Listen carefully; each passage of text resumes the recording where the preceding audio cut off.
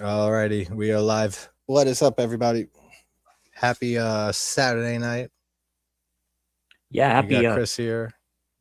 last Saturday of Giallo January. So I'm doing a good one here, or towards the end wise. Yeah, this is gonna be a good watch because, as I said, I really don't think I've seen this one. Although I tried watching a little bit of it earlier, I got distracted and I was doing other stuff, but just wanted to like check it out and get in the mood for it. And I heard the score, and me and Chris were just talking about this before we went live. And the score for this is by Ritz Ortolani, who did the score for Cannibal Holocaust, which is one of my favorite scores of all time. A lot of you know that from the 8 or so covers I've done of that theme Yeah. over the years. City of Living Dead. Yeah, a lot of those. But yeah, he did Cannibal Holocaust. He did House on the Edge of the Park by Diodato. He did the score for Lucio Fulci's Don't Torture a Duckling. He did the score for a lot of Pupi Avati movies later on in his career, and Damiano Damiani, Damiani, who did Amityville 2, The Possession, and a lot of movies. I think another Fulci film or two. This guy who did a lot of great fucking scores in the Italian horror genre and Giallo films. So I recognize the score. And it's so catchy and it's so well done. And I'm thinking to myself, I've heard this before. Like, so now I'm doubting. I don't know if I've seen this one because I've seen a handful of Lenzi's movies. He's not a director I dove as heavily into yet, like I did with Mario Bava, Umberto Bava, Fulci, Argento, even Martino, and a few others, like in the Italian world over the years. Yeah. There's still more Lenzi films I have to, check out. But I have seen a handful of his, especially his cannibal films. I mean, like Cannibal Ferox is a famous one. I mean, that one's He's pretty close to the first Cannibal film. He was. He did, he did first. Man from Deep River, right? Yep. It was the first ever cannibal film. Yeah, with what's his name in there? I keep on forgetting his name. I know who you're thinking of. I know Clint Eastwood wannabe. He's good. Yeah, I know who you're thinking of. I can't think of the actor's name, which is common with all these Italian movies. Yeah, it's like German name. He did that, and he did Eaten Alive, which I think I've seen that. That's another one I have to rewatch. I don't remember if I've seen that. But out of his Giallo films, this I've heard by many, and I think you hold the same sentiment that this is maybe his best Giallo. Because I hear this from a lot of Giallo fans. That this for me, it was originally called something I think it was. Man, I forget. It's more of a slasher film and stuff like that as well. But I mean, and then you have his earlier stuff like Orgasmo, which is really good. That's a Knife of Ice. Knife of Ice is up there too. Is probably one of his best, like gothic, like Jallies. I wasn't too heavy on Knife of Ice. I did a review on that one recently. It's on the sister channel. I think it was the first one I posted to the new channel. Shorter review, like 8 minutes or so.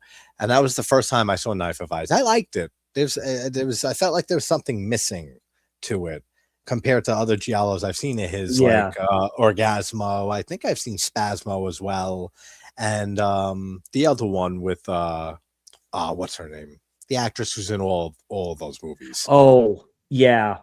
Why is Baker? What's her name? Somebody will come in the chat with her name. Yeah. Gainsbourg? Something Gainsbourg.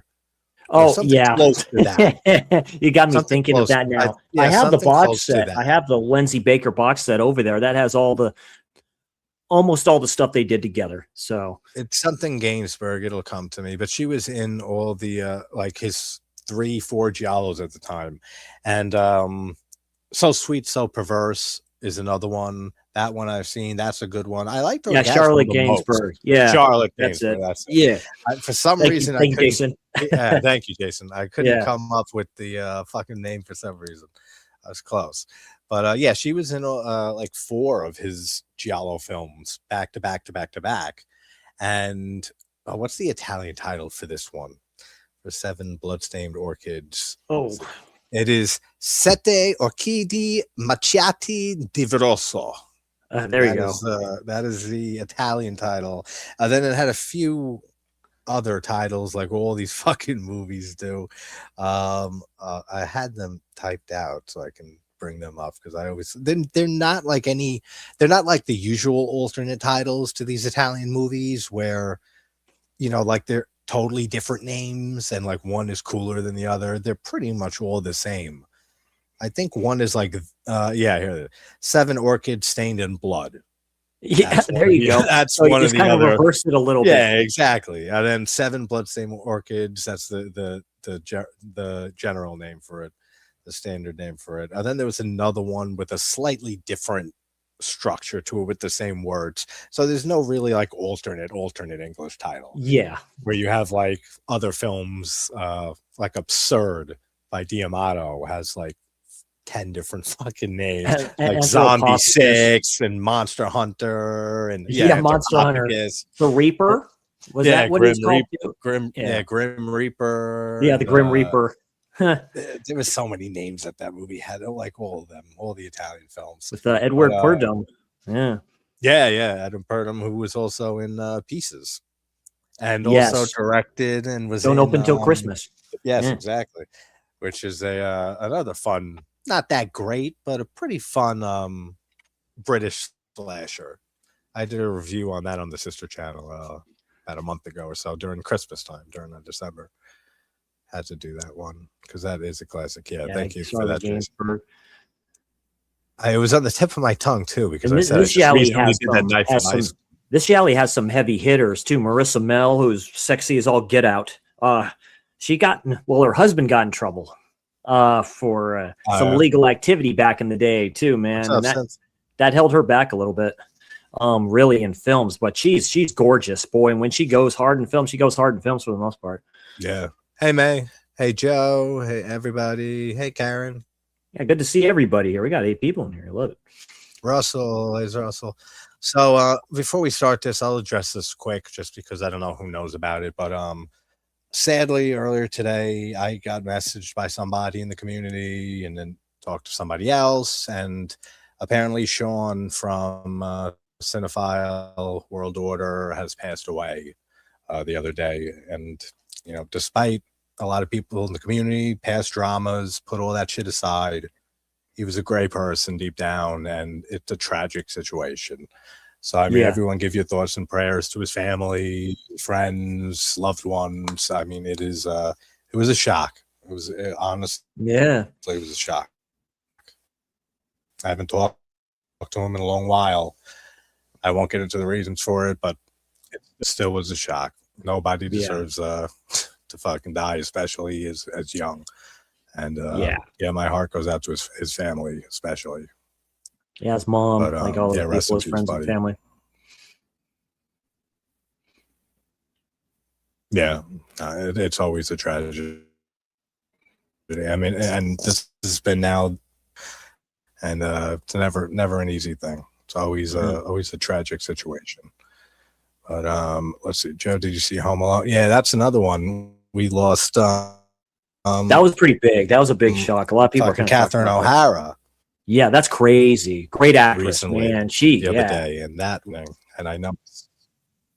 Yeah, Beetlejuice. She's done others before. So she's very pretty. Yeah, she was such a great actress, and I've loved her in everything. Oh, I've seen pretty much everything from her. I figured with the snow still going, my service would be fucked up a bit, but yeah, she's great. She's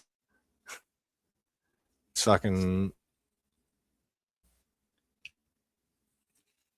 Beetlejuice, like you said, and I'm glad that she was able to do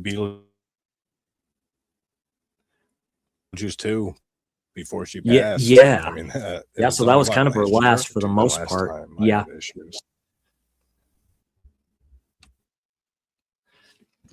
Yeah, and she was great, man, in my favorite comedy, very underrated Martin Scorsese film, After Hours from '85.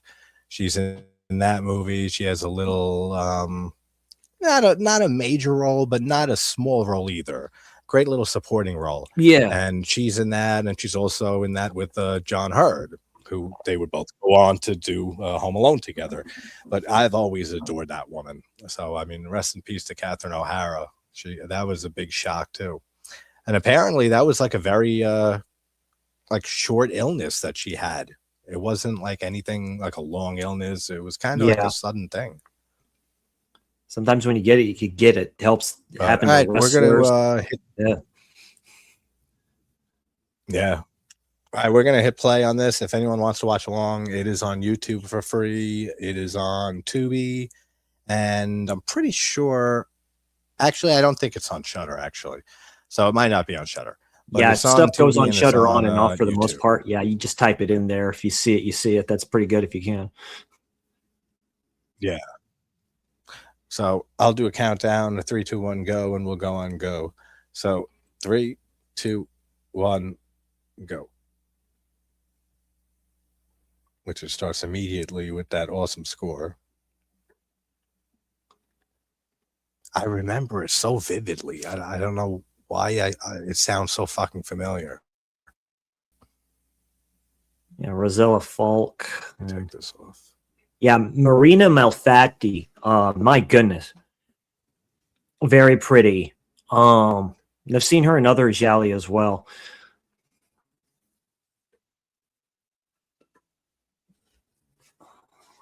Yeah, there's definitely a lot of names and faces in this that I've seen in other movies.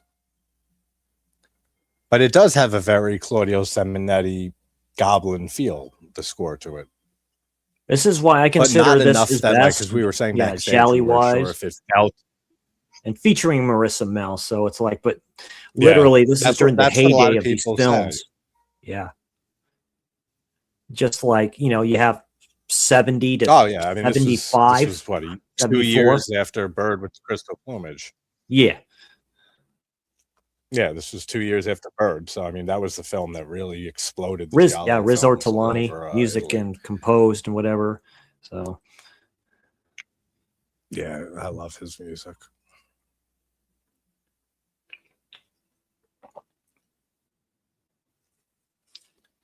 Yeah, R.I.P. Sean.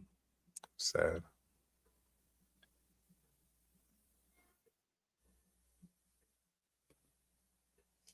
I like the opening. Looks like it might just be like stock footage of like the city and stuff.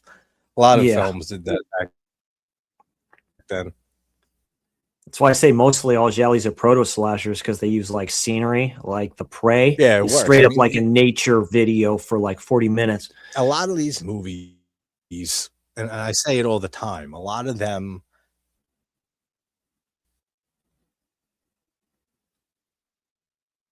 as a negative criticism, but yeah, razor, right?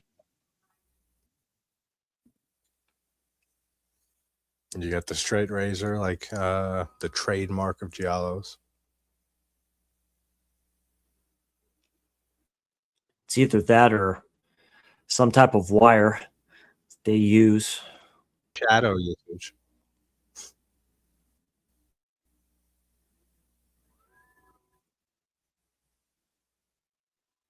Yeah, exactly, man.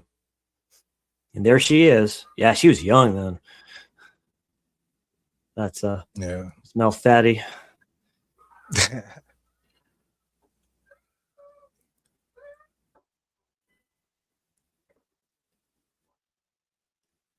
Miss my Harriet.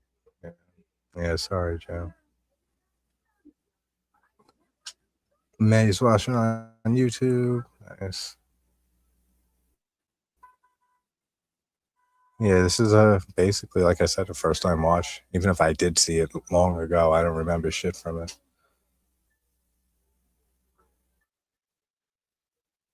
Yep, there you go with the guy with the fedora and the what is that, a Mercedes? No, never mind. That's not a Mercedes.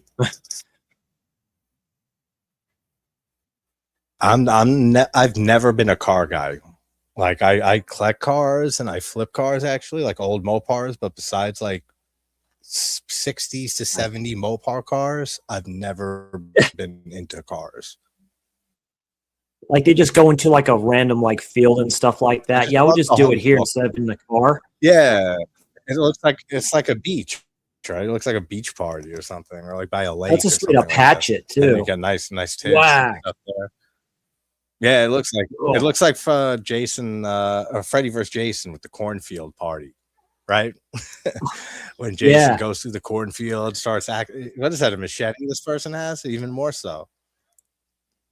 yeah, and he leaves. Yeah, so he's the So that's a cool switchblade kill. killer, I think it is, or something like that. So he leaves a half moon shaped blade there. So Okay. Yeah, yeah, that little pendant. That was a oh, decent him. kill. Yeah, the I mean, detective. Yeah, I think I knew he looked familiar. yeah. Yeah. Who is? Oh, that's Let me see. he's in a Giallo I just did a review on. He was in I'm sure I'll recognize him. he Oh was in yeah, the he's familiar. Yeah. yeah, he was in Death Walks on High Heels. I recognize the sideburns with Miss I don't think I've seen that one. Susan Scott. My He's been in goodness. some things because he looks familiar. Oh, Susan Scott, I know. Yeah, he's been in a few things. I can't think of what. That's This a actress, decent she's kill, okay. though. A lot of people, I feel when they try getting into these movies, especially because you hear a lot of the times giallos like in parallel with slasher movies, and they do Yeah. have a lot in common sometimes, but there is a big difference. And if you No, go there's a like huge early difference. I 70s, always late think of 60s giallos, yeah, yeah, like I think some people expect to have these big, extravagant, bloody kills in all giallos when it's not yeah. like that. Like, yeah, like There's a difference. Argento There's a kind huge of made difference that between between stylized, but he yeah. made that popular. Oh God, yeah. Oh yeah, Argento did. To me, automatically. Really, Bava did with my all-time favorite Gialli Blood and Black Lace. I mean, that's a masterpiece, and it's a template for everything that came out. Oh yeah, Bava started it. Martino too. I mean, later on. I mean, Fulci too was doing them in the late '60s. So was Yeah. Lenzi. Lenzi's first one Well, was no, in the Lenzi's, yeah, late '60s Lenzi was a great director, to too, tell I you the think. truth. Like, really, nothing I've seen from him I've been disappointed So in Sweet, either. So Perverse was So perverse. Yeah, what, late '60s? 16 later than that. Let's see. Yeah, Martino started pretty early with the giallos. It's Good to see May and Karen hanging it's out and Carol talking in the Baker. chat. That's who it is. So it's Carol Baker. She just fell out Carol with Baker, and that's stuff right. like that too. Oh, She she's thought she great. was kind of trapped in Italy for the most part. She was a superstar over there. Oh yeah, no, she's been in a lot of movies. Yeah. Of course, you can't have any Gialli without like maybe something with art, like an art piece or something, or Yeah, I mean that's super common stuff too. I mean, just like the black gloves, just like the razor, the straight razor. But that's what I was saying. Like with compared to slasher movies, like if scissors too. That's the big one. Like or shears. Yeah, but if you like because Argento and Fulci especially, and maybe like Mattei and Martino like had those real over the top kills in their movies, and Bava later on. I think a lot of people expect all giallos to be like that and to have real graphic kills, which it's not the case a lot of times. It's really not. So it's not like going into a slasher. Like she's like hot as I all can go get into a out. slasher and yeah, she is. I mean, and the other one earlier wasn't too bad either. But like in slashers, you can go into and look at a slasher that's not that great in every other aspect, but judge it just by this is a great kill. This is a great kill. The kills are great in this, and go down all the kills. In giallos, it's different. Like I don't look for the kills really in giallos, even though there are oftentimes a lot of good ones. When giallos, I think a lot of people expect them to all be like that. You know what I mean? But Miss Malfatti, she's just been really, and she's been in everything too. She's in Red Queen Kill 7 times. She's in All the Colors of the Dark. The most, yeah. She's also in a film I just saw. That was part of Bloodstained Italy called The Bloodstained Lawn. Oh, you want to talk about a trip That of a sounds film. familiar. I haven't seen Yeah. it. Who was that by? Who was that by? Oh, it was like the Spanish director. That's what those films were and stuff like that. And I love that set. That was one of my sets of the year for last year from Vinegar Syndrome, dude. Those films are great. They're not, they're Giallo adjacent. Each one's different though. But that Bloodstained Lawn is a trip. It's quite funny actually. Giallo just picks up the cat. He's like going, yeah, just lucky cat, dude. she wearing that getup.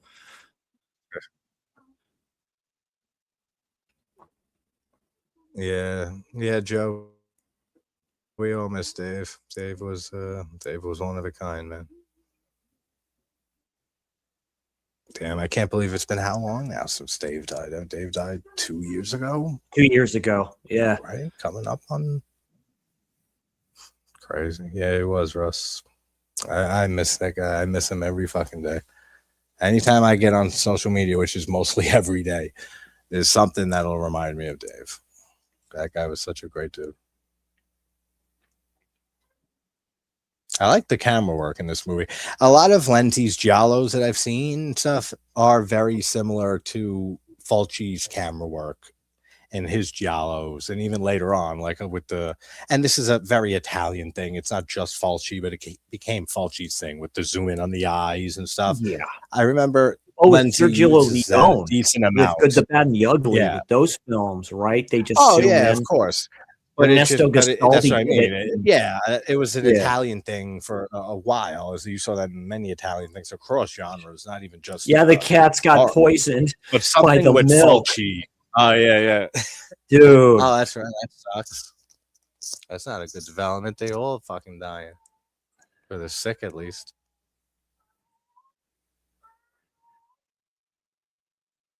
But yeah, like the eye thing kind of just became a Fulci like thing as time went on. God, just because of how obsessive he became with eyes and everything. Yeah. But I feel like Lenzi definitely did the same thing. He did a lot. A lot of his camera work is very similar to Fulci around the time.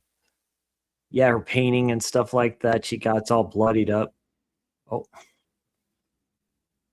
This film feels like already more dark and gritty compared to, like we said, I know like Dirk, earlier, like, Dirk loves this. That's film. A great painting, by the way. Yeah, that's a terrific painting. Compared to Bird with the Crystal Plumage, like that's such a stylish movie. There she goes. Not that it doesn't have style, but this feels more dark and like atmospheric. I like that red phone. Yeah, now chokes her with the wire. Here comes. Oh, she has hazel eyes. Well, here she does. Oh, yeah, she lives in this trippy place. You see the puppet and everything like that. And it's like... Yeah. The stained glass ceiling. That's cool. Yeah, look at that. The paint all in there and stuff like that. Hot damn, that's pretty good. Yeah, I like that painting. That is a really cool painting. That was actually... I think I used that in the thumbnail as part of the thumbnail. See, that looks cool. Like the aftermath. The blood, the whatever that's paint, right, dripping on her naked body. Yeah, the paint. She has like these marionettes hanging up and everything. Dark. Yeah, but it's dark and grimy, like I was saying. Like it doesn't have. It's very grindhouse-like. He was usually that way. Yeah, it doesn't. Kind of like the more it doesn't have that way of doing it. Yeah. Yep. It doesn't have that Argento operatic, look and feel to it. The only one that does from Fulci is Enigma. To tell you the truth, that's the only thing that's more Argento-esque with this color schemes and stuff like that. Dude, I love Enigma. We were talking me about too. That in the group the other day. That's such a great fucking movie. I mean, it's not. Murder Rock does too. I like Murder Rock a lot. I love Murder Rock. Dude, all of Fulci's mid-'80s stuff is really, really shit on way too much than it deserves to be. It's not peak Fulci for sure, but it's Enigma, the Black Cat, Manhattan Baby. I love the Black Cat, dude. Me and Keith talk about the Black Cat all the damn time. The Black Cat is great. Yeah. Keith and I talk about it. We all talk about that movie. And Mimsy Farmer. That one soon. Yeah, David Warbeck and Severn's releasing some David Warbeck like all those Indiana Jones type films. Yeah, ones are great.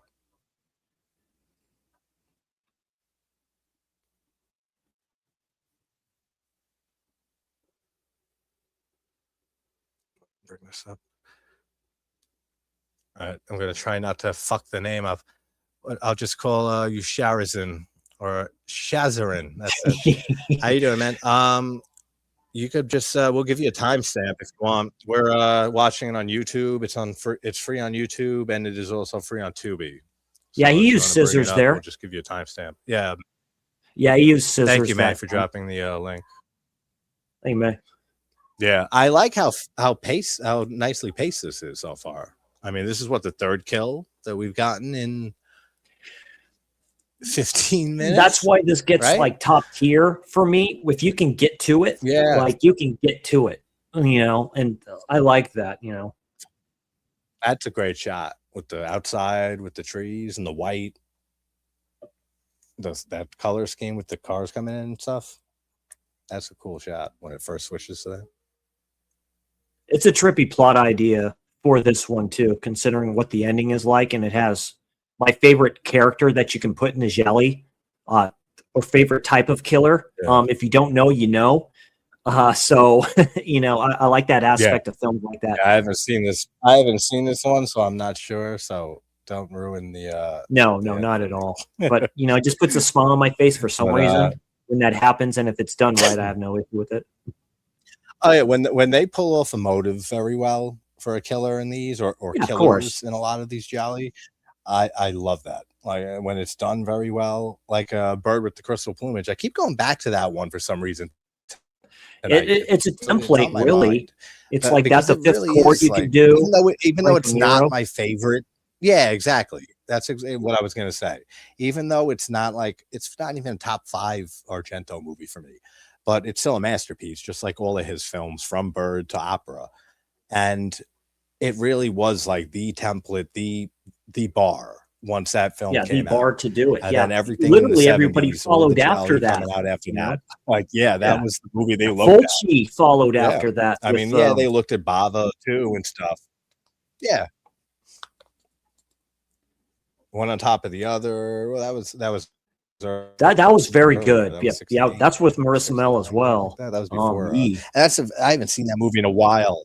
I haven't seen that movie in years, and that's a very different type of feeling. I forget the lead actor in that.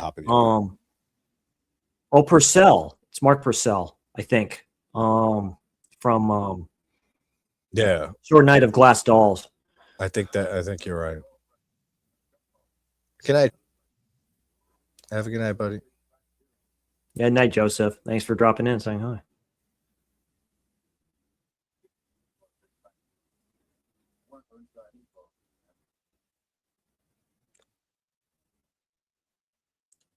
Isaac Rasimov, that's the dude. Yeah, that's him. The faulty ones. Oh, okay. Yeah, I'm terrible with the names. Unless it's like some of the famous female Giallo actresses and stuff. Like you said, Carol Baker and Florinda Balkan, and I mean you can go Barbara down the list Boucher. Barbara Steele, and there's so many. But when it comes to like the male actors, Boucher, I mean she's gorgeous. Marina Malfatti and stuff like that. She never had a leading I don't role. remember that. But yeah.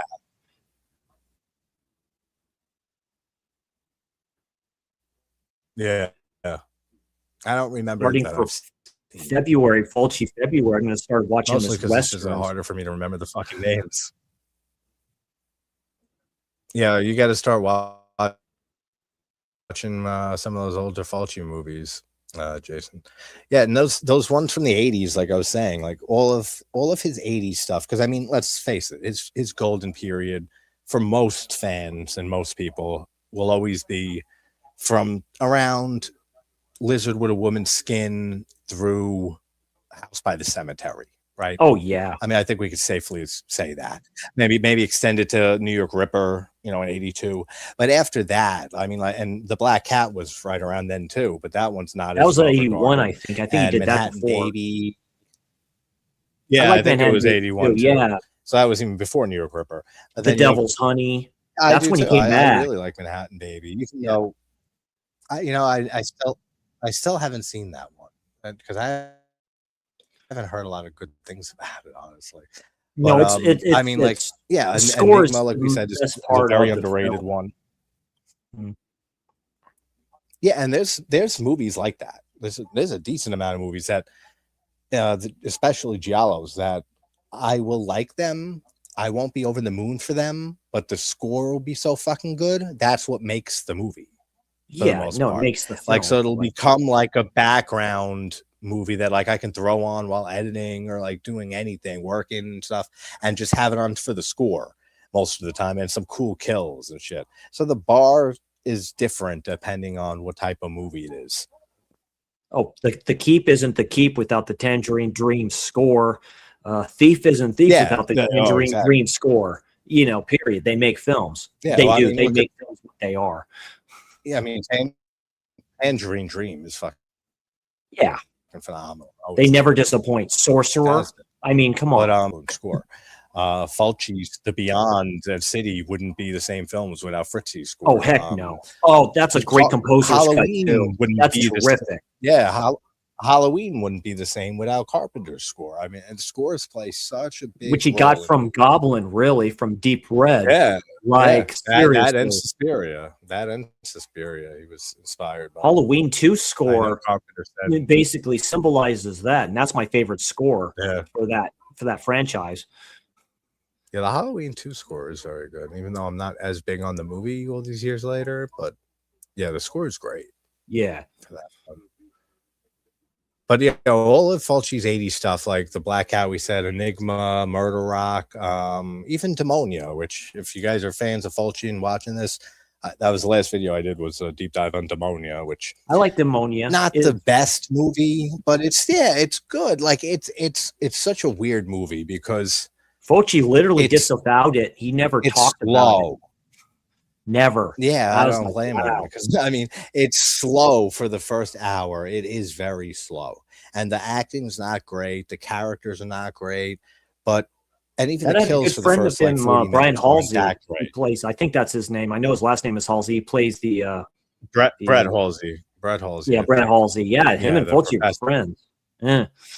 Oh yeah, he was also in A Touch of Death by Fulci, which is another late 80s. Yeah, they put in the something like that. They put him in the he was terrible. That Nightmare in the Damp. Too. I don't care. Yeah, no. What was it? Cat in the Brain. Yeah, he's in scenes in Cat in the Brain. Well, yeah, those are the scenes taken from Touch of Death. Remember, he's watching his own films. Right? That's what's funny about it. Yeah, we did the watch along of Cat in the Brain like a year ago or so, and remember we were trying to figure out what film. I really like that movie. That's from what Fulci ones. That's literally a film on him. He's playing himself, which makes it great. I really like Cat in the Brain. Cat in the Brain is very, very underrated and hated upon. Even it's a very split movie among Fulci fans, because you got to disregard Fulci's acting. You got to disregard like a lot of stuff. The movie itself, the plot was all conjured together and cobbled together from shots from other movies. Yeah, he couldn't act worth a shit. Like, yeah, he's the librarian in The Beyond. Okay, I got to go. I mean, he was in Demonia too. And yeah.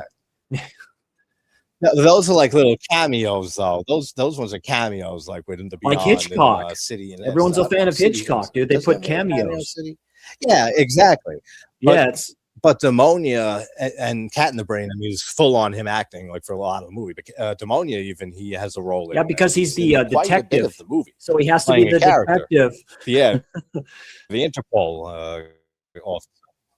Yeah, and he's in. And he's not. I haven't seen Contraband yet. His acting is fine, but like that's the thing with Demonia. From the hour mark, Contraband's good. I only saw that once years ago.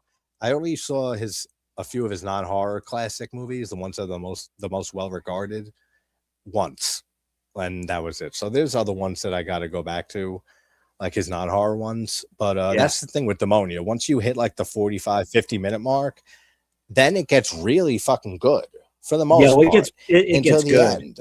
So it's a paranormal slasher. It leaves a good taste in your mouth. Yeah, with nuns thrown in. Yeah, it was his take on nunsploitation. I mean, it's like a hodgepodge of everything that Fulci did in the past. Yeah, and that's another shot at the Catholic religion. All those 80s I get it. And late 80s films by Fulci, it gets a lot of you get a lot of shit. Hey, what's up, Larry? Hey, Larry, how you doing, brother? Thank you, man. Good talking to you earlier too. I mean, given the circumstances, good to see you as always, man. Thanks for hopping in. May, what are you talking about? Cat in the brain about? Oh, you let it play on your TV. Let me see. Let me bring this up. I don't know why the comments take a second or so to fucking load.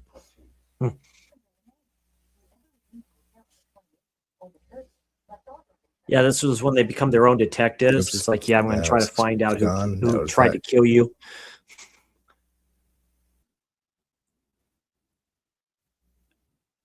But yeah, May. Kathy had. Yeah, Cat in the Brain is a wild movie. There's some crazy scene shit, or there's like a weird gore effect in that I remember. That's very, very well done.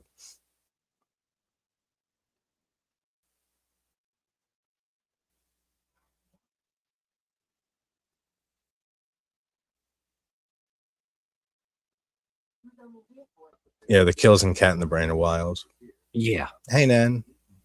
Nan, good to see you. How are you?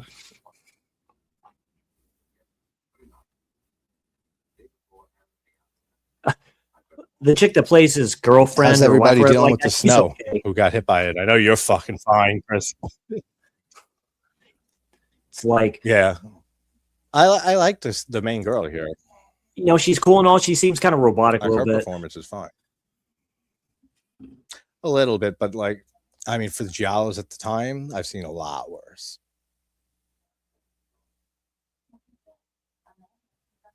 Also, I always try to watch them. I mean, this is the English dubbed one. I'd rather watch the Italian. It was released Italian because usually they always release them English dubbed first, and then some movies they would release an Italian dub after that. Oh, I can like the dub. I love dubs. Dubbing they can be really bad, like for too bad in this. So at all. Like thanks for the shout out, Larry. I appreciate that. He shared this link. Appreciate that. Thanks, dude. Thank you, Larry.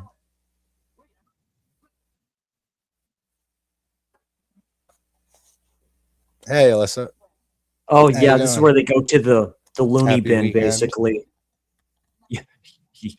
Yeah, you see the nun here with all these ladies and stuff like that. They're basically not doing too well in the mind. The one with the doll, holding it like it's her child. So you know something happened with that. Creepy. Yeah, the doll. Yeah, there she is. She's like going, "Stop it." Yeah. I mean, like I said, the pacing is great for only a half hour in. Yeah, it's pretty. Fucking hate this goddamn internet. To figure out why my mic has been echoing in the new laptop, so I can fix that and then use the. You've had storms over there and stuff like that too. So I'm saying about like with Italian dubbing, like they say, Italian like English dubs can be hilarious. They always can. Don't Torture a Duckling dubbing is like so funny.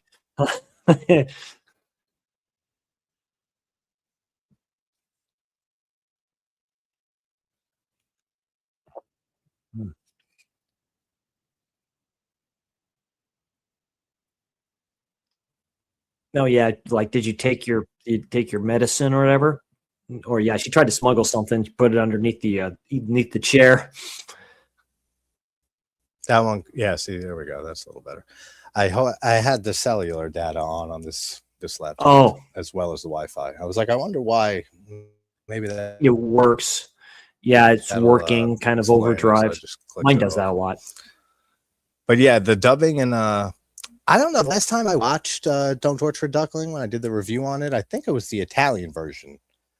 That's how I've always watched it. I don't think I watched the dubbing before when I got the 4K. But it's gorgeous. But you saw it then? The dubbing was only that one. I think I've seen with that for that version since I've seen it so many times. So I'm like going, I might It's as well not just that watch great. Like the dubbing, but it's not that great. varies. No,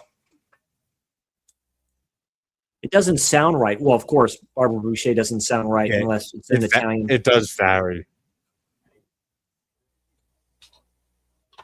That's like it's kind of like Argento's movies, where like with Bird was Italian, and then Cat of Nine Tails was Italian, and Four Flies was also, I think, Italian.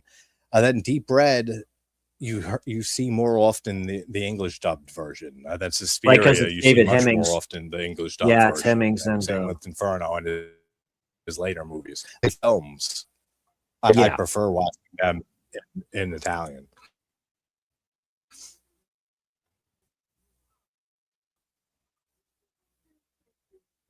Yeah, that's where they're going to the Can't stay, hospital. man, but wanted to Good say scenes coming hey, up here. good seeing you.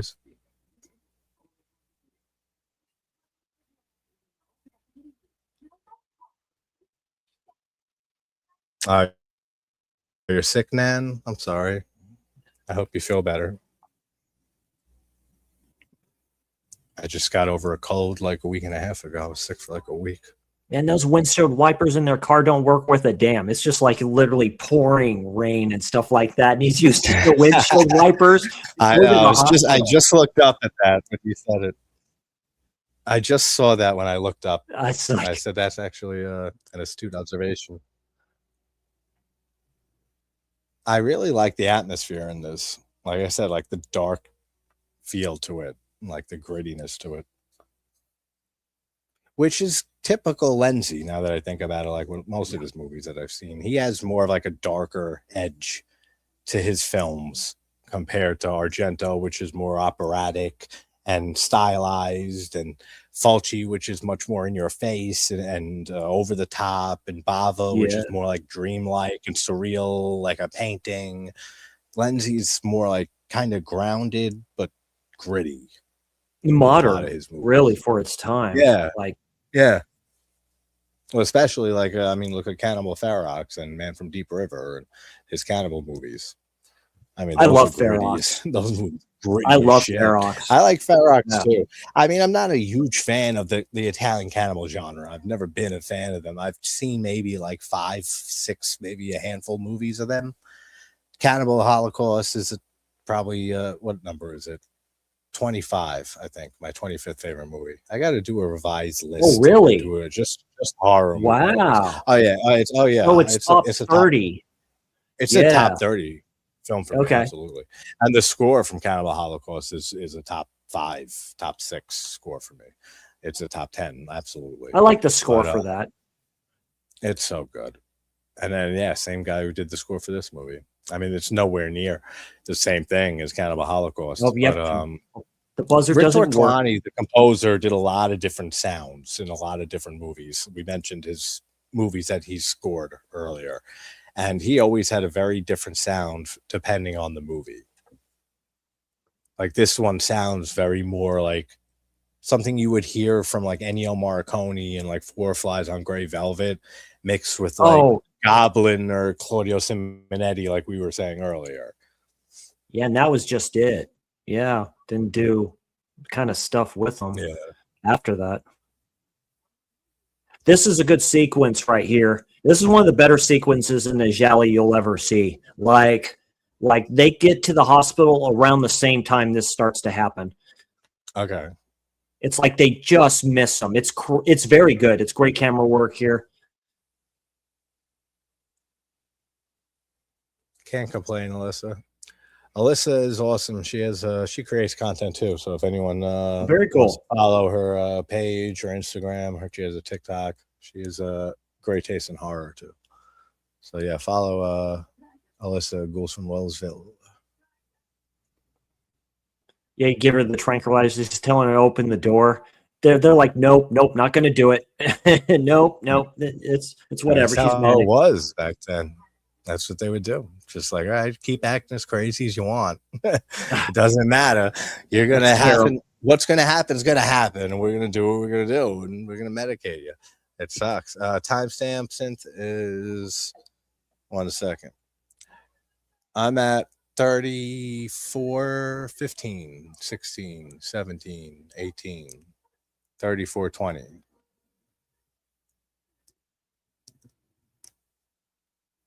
Hope that did it.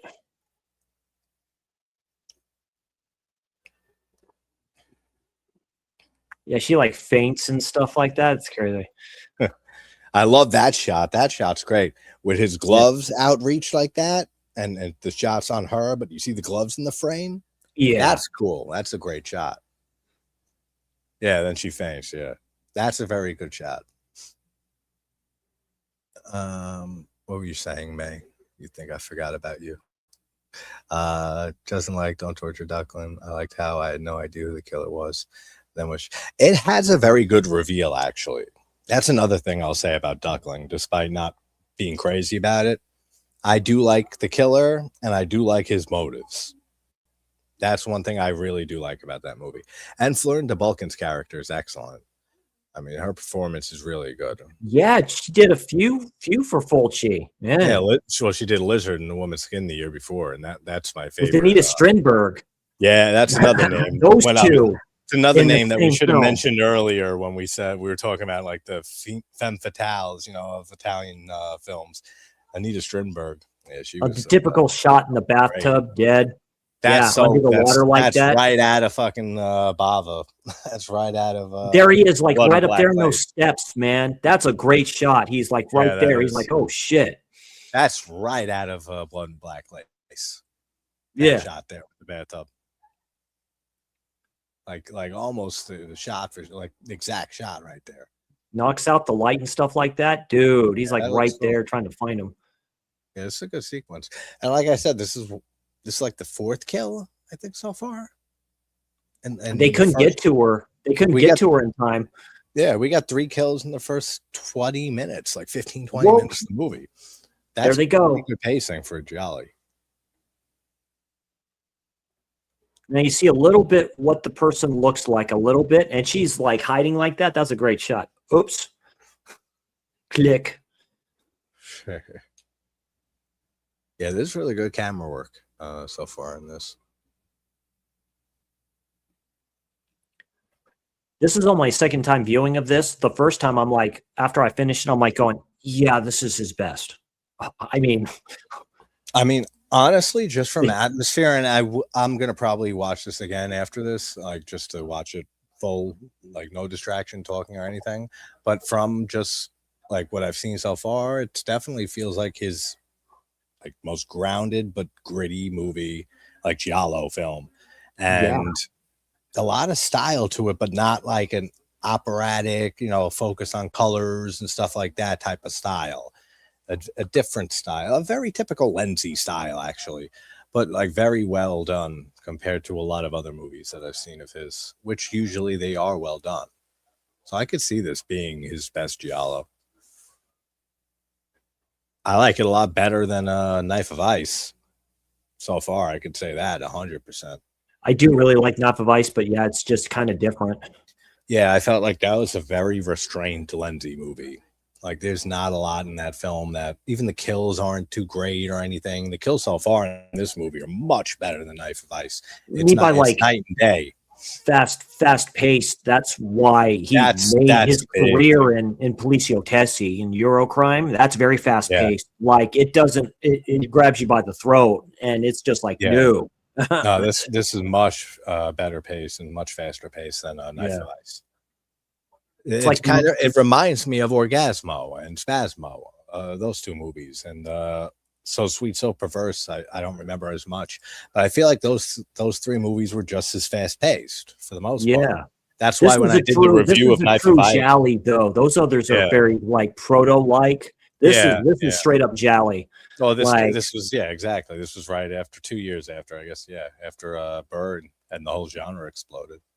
So they all started following that template. Yeah, even Fulci with Lizard and then Duckling. Yeah, Bird in 70, Lizard in 71, Duckling in 72. What a run, dude! I mean, amazing. But then look at Argento, his first 3 movies in 2 years. He did Bird in 1970, then the Animal Trilogy. Yeah, well, and then both Cat and Nine Tails and Four Flies came out the same year in '71. So Cat yeah, and Nine three Tails is a fucking good one. People masterpieces. kind of shit on that. I go in that order. I don't know why they do, man. I love that movie, and the score by Ennio Morricone is a favorite score of mine in an Argento movie. And a great ending scene too. Like that elevator drop. I love that. And Cookie, the blind character, I love him. I love his dynamic with his niece. Yeah. And the main character, everybody. I like everything in that movie. I don't know why Argento has always been so harsh on it, because I know he's talked out and said that it's his least favorite movie or one of his least favorite films. I have no idea why. I actually think Four Flies, this is his least impressive out of every movie of his, from Bird with the Crystal Plumage through I agree with that. No, I agree with that. He put the stupid ass comedy aspect in it. I hate that shit. Yeah, I mean, it's still good. I think it's an excellent movie. I still think it's a near masterpiece. Me too, but that can be a death knell. But yeah, really, for me, it is. Like, it is a slower movie too. But I mean, the ending alone. The ending is great. And the way it slows down before she crashes into the car, and the music by Ennio Morricone kicks in, and then it finally fucking speeds back up. She crashes into the back of the truck, and the music comes, her head goes flying. Yeah, and the music kicks in. That's fucking excellent. Yeah, that's great. Yeah, she's great. Oh yeah, she's one of my favorite Giallo queens. I love Farmer. But that's a great ending. I mean, that's probably one of Argento's best endings. But that I got to still do a video on that. I never did a Four Flies when I did all the Argento movies, because I couldn't find Four Flies streaming anywhere, and I skipped over it when I was doing all his movies back to back. And then I got to opera. Then I said, all right, I'll go back and find Four Flies, and that was like 3 years ago. Deep Red is my favorite ending of any film. It just sits there. David Hemmings in that red is so good. It's there. That's my favorite pure Giallo film. Wow. I mean, Opera is my favorite Argento movie, but I consider Opera more of a Giallo slasher hybrid. Yeah. So I don't consider it my second all-timer.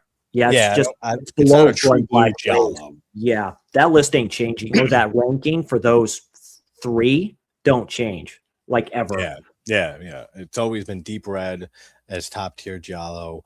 Then, I mean, there's a few. Strange Vice of Mrs. Worth is to me Martino's best. That's my favorite from him. That replaces I think your Vice, and I think Torso is my favorite, honestly. And then I love Torso, but there's something about Strange Vice. I'm just like, this is very good. Great movie. I did a short review on that like a year ago, something like that.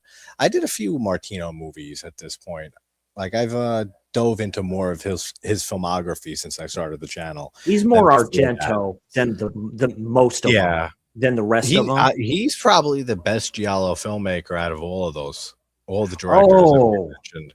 Like, he did other genres too. His dad really was into the Giallo films. Yeah. Yeah, it's Russell. When Russell, he was you just finished watching. What were you saying, Chris? I think he was married to Edwidge Finish, or he went out with her. Yeah, I think you're right. Russell said he just finished watching the Godfather trilogy. Didn't like 3. Yeah, I haven't seen actually all 3 of the Godfather movies in quite a long time. Oh, the first and second one. The second one might be. Oh yeah, they're masterpieces. The first 2. The third one I don't remember much, and I know that there's a new cutout in the last few years or something like that they released a definitive cut called like I have that one. Michael Corleone. Yeah, it's like the fall of Michael Corleone, right? Yeah, because they do the conversations. He does the conversations with the Vatican on the family and them joining that circle. Yeah, like Nan said, most people didn't like the third Godfather. That's true. I mean, Sofia Coppola did a great job, I think, but it doesn't go anywhere near the level that Godfather 2 especially goes to. Oh, yeah. It's funny you brought that up. It's funny you brought that movie, that trilogy up, Russ, because I've been watching. It's been like since the holidays, and I've been in like weird mood where I haven't really even been in a horror mood much, and then with everything going on in the news and the world, and then fucking everywhere you go on social media is some sort of news and fighting and chaos, that I like a week and a half ago I said I'm done. Like, I'm giving like a week, mental health week. I'm not touching social media at all, and I stayed off of it for like a week or so, and I felt a lot better after that. But I spent a lot of time, and I brought that up because you mentioned The Godfather, Russ, and I've been watching a lot of mob documentaries in this like last week and shit. And I finished up Stranger Things season 5, and also I've been binge watching the Ali G show for the first time in fucking forever. It's been so much fun watching that show. That guy was such a genius, such a Baron Cohen.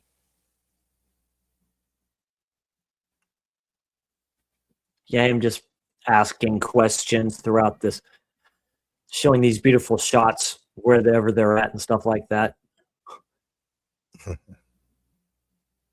I love that score. Doom, doom, boom, boom, boom, with that little, like, don't do that anymore. Jazzy chord. It sounds like a 9th chord or an 11th chord. That's fucking cool. Oh, golf? No, I've played that synth. I've played golf before. It's not easy. Well, like actual, like golf? The yeah, sport? golf. Yeah. Oh no, it'll piss you off. Like, yeah. Yeah, right. May the soundtrack is very catchy. That's why I said when I put it on earlier with like the first half hour in the background, and I heard as soon as I started the score, I said, and I started like bopping a bit to it. Yeah, nice. And I'm like, this sounds fucking familiar. Yeah, the like, Jimi Hendrix posters and shit. Yeah, this guy, cool. The hippie. Yeah, that's cool. I like the wallpaper there too. I have a thing with wallpaper in Italian movies, Italian horror films, especially the floors. Yeah, the floors and the wallpapers. Yep. A lot of it is because like in the 70s, that was the style and stuff too, which I love that style. But you see it more in giallos and you see it more in Italian, films at the time. Just the focus, and the focus on those rugs, the focus on the floor patterns, the patterned wallpaper. Like the directors, like Argento especially, was someone who always brought that out. Yeah, same with Bava. And walls. I mean, look at Blood and Black Lace. That's one of the most gorgeous movies ever made. And that movie has so much fucking style to it, and the wallpaper, every setting, and which is a lot of it's at the fashion house, but any setting outside of it, there's a few others. Oh, the rain scene and stuff like that, where she's being chased. Yeah. The kills are great. I love in Blood and Black Lace that kill when the two bodies fall next to each other, and then in the reflection of the glass is the white eyes and the bodies, the gray corpses. That is such a fucking great shot. Oh, that's one of the best. That one lady, like puts it right next to the furnace or whatever it is. Burns her face. Mm-hmm. And then just that impaler thing out of her. Like picks her up and just slaps her and all this. Whatever that tool is, that it has nails on it, right? That like fucking many holes, and he fucking smashes her in the face with it. I don't know what that tool is, but it looks like it hurts like a bitch. I can guarantee you that. 64. That's what I mean too. I mean, that's the thing with Bava, and that's Herschel Gordon Lewis didn't start doing that until 3 years later with Blood Feast. Like, come on, it's like that's hardcore stuff. Blood Feast was 63, maybe 64. Oh wow, it was right around the same. Let me check actually. As somebody in the comments, if you can get it before I do, let me know when Blood Feast came out. I'm pretty sure it was 63 or 64. Nick Castle could make it really weird with his films. 1963, 63, Herschel Gordon Lewis. But I mean, that's what I mean. With outside of Italy with Bava, I mean, there was not a lot of directors doing what he was doing. And like you said, it took till even 63 for Lewis to start really putting like splatter, gore, and stuff on screen. Even Hitchcock really didn't touch it that much until he did Frenzy. Oh, Frenzy, Frenzy's yeah. brutal. I got to rewatch that. You and me were talking about that, right? Yeah, I really like Frenzy a lot. It's very disturbing. It's this take on a Giallo. Yeah, that's what you're One saying. of the only I films remember ever did in the UK. Like I it's remember seeing it. I just don't remember it because I remember it being infamously, touted as a Hitchcock movie that is very gory and very against what typical Hitchcock movies. Yeah, that he would do. Yeah, you wouldn't expect him to do that type of movie. What Bava was doing, because Bava was a huge fan of Hitchcock. Oh yeah, of course. I mean, you could see that immediately from. I mean, I wouldn't even say. Yeah, I would say Black Sunday, even like right from his first movie, you could see the Hitchcock influences for sure. Watch the Dick Cavett episode where he had Hitchcock on and stuff like that. That's a great interview, and you see how he speaks and how he talks is crazy. Yeah. Yeah, I should do like a. See, I say this, but then I know I never will do it. That's why I don't like even saying it. But like I've wanted to do over the years, just like in a row, go through and do videos on each film in a director's filmography. But I just know that I won't. He has a lot. The same mood. He has a lot. I know that too. Yeah. It's like depending on director, but I know that I won't be in the same mood for the same director time and time again, in a row making videos.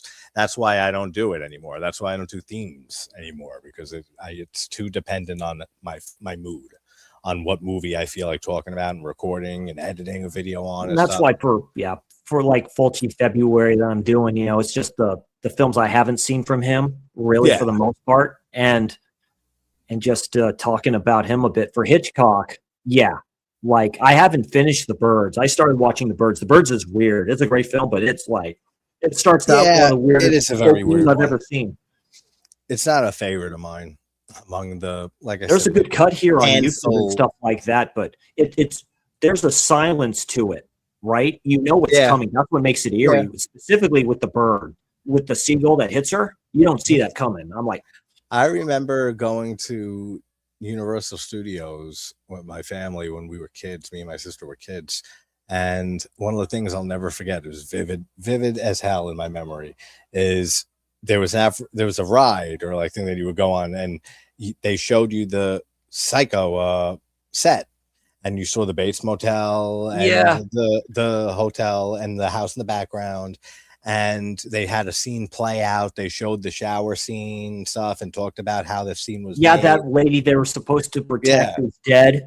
Like, seriously, they're not good at ever protecting witnesses or like people they need or anything like that in these movies.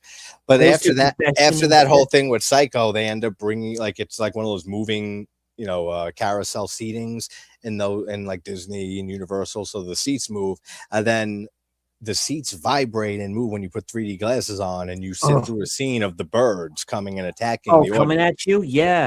So like you see it through the 3D glasses, and you have the effects on the seat that are moving, and like it feels like they're nipping at your legs and shit. So like that I remember fucking vividly. And I think when she goes into the room was more fun than the movie itself. When she goes into the room and figured out that one dude is dead or something like that, they tear him to shreds. Like he's stuck in that room with all those birds, and they just like go nuts. He's in the phone booth. You know who this girl reminds me of? The main chick in this movie reminds me of the woman from Eyes Without a Face. I just got that from Criterion. I need to watch that. I think it's just her eyes. Like she has like the eyes. So like I picture the white mask placed over her face and just the eyes, and that's what I think of. There's a lot of Hitchcock I haven't seen either, man. There's like, I mean, really the Psychos, I've watched. Me and Chris were has talking his about Hitchcock the hour. other night. Those are early films. Or early shorts, they're like 40-50 minutes that he did in like the 30s. Like maybe a dozen Hitchcock films. He was another guy I never got deep into his filmography and his career. Surprisingly, I mean, Rope is a very good film from him. I highly recommend Rope to anybody. That might be his best with James Stewart. I love Vertigo. I love Rear Window. Psycho, obviously, is I think that and Black Sunday, I think, are the two most important movies of modern times in the horror. I think De Palma says that Vertigo is his favorite. I think he has a cut of that. Vertigo's He has a different cut of that. Yeah, Vertigo might be like my second Hitchcock film, like next to Behind the Psycho. Psycho's an all-timer. Was great too. Yeah, Psycho, that's top 100 film all time. I don't know what ranking would give it. Psycho 2 is one of the greatest sequels ever made, and I'll die on that hill. I love Psycho 2. I've touted Psycho 2 and praised that movie since I started this channel for years of my life. That's the director who did Patrick. Yeah, yes, and it was written by Tom. Come on. Tom Holland. Yeah. Yeah. For a second, it was slipping my mind. Yeah. Child's Play. Holland is legendary. So Child's Play. Yeah. Hot Fright Night. So many different things. But that's a fucking excellent sequel. And think of what they were going up against. You have Psycho, Alfred Hitchcock Psycho. Yeah. One of the most infamous films of all time that no one ever wanted to touch. There was a second book that was done by Robert Bloch. I mean, there was a second book. It was called that. The character is completely different. Oh, yeah. No, there was. But what they did with the movie was just they went up against all odds. Yeah. And were able to make a sequel that flipped everything from the original Psycho. Because throughout Psycho 2, you have Norman released back into society. He seems normal again. He seems like he's trying his best to put the past behind him. And you almost, in a way, start rooting for Norman because you don't want him to slip back into insanity. You don't want him to lose. Yeah, it's proto-Giallo. It's very proto-Giallo. Yeah, it does, and it has some slasher elements too in it. Yeah. With Vera Miles returns as the character, as the sister. Yeah, with Lila Loomis. Dennis Franz is in here with a funky, weird kill scene. I mean, the cast is great, but if you look at all that, and you have Lila Loomis, and then you have Meg Tilly's character, and she's Ronald Loggia as the Robert Loggia is in it too. Yeah, he's great. As a psychiatrist, actually. You have the two of them that are basically trying to turn Norman crazy again and convince him that his mother's still alive. So by the end of the movie, I mean, I'll die on this hill too, and I say it all the time. Anthony Perkins' performance in Psycho 2 is fucking leagues better than his performance in the original Psycho. It is. He was meant to play the part. 100%. He's a good-looking guy too. He's a good-looking chap. Oh yeah, and very talented too. Because I think I said this in my review on Psycho 2 like years ago. I think he's a piano player. He played piano because there's scenes in Psycho 2 where he's playing piano, and I can always tell as a musician there's scenes when someone's really playing or not. Playing. Yeah, I think he definitely was a piano player and a musician, and he was playing the piano in those scenes because you can tell just by if you're a piano player or guitar, you can tell just by the way they're playing, their movements on the fingers. That's not a chord. That's not what they're playing right now, and that always sticks out to me in any movie.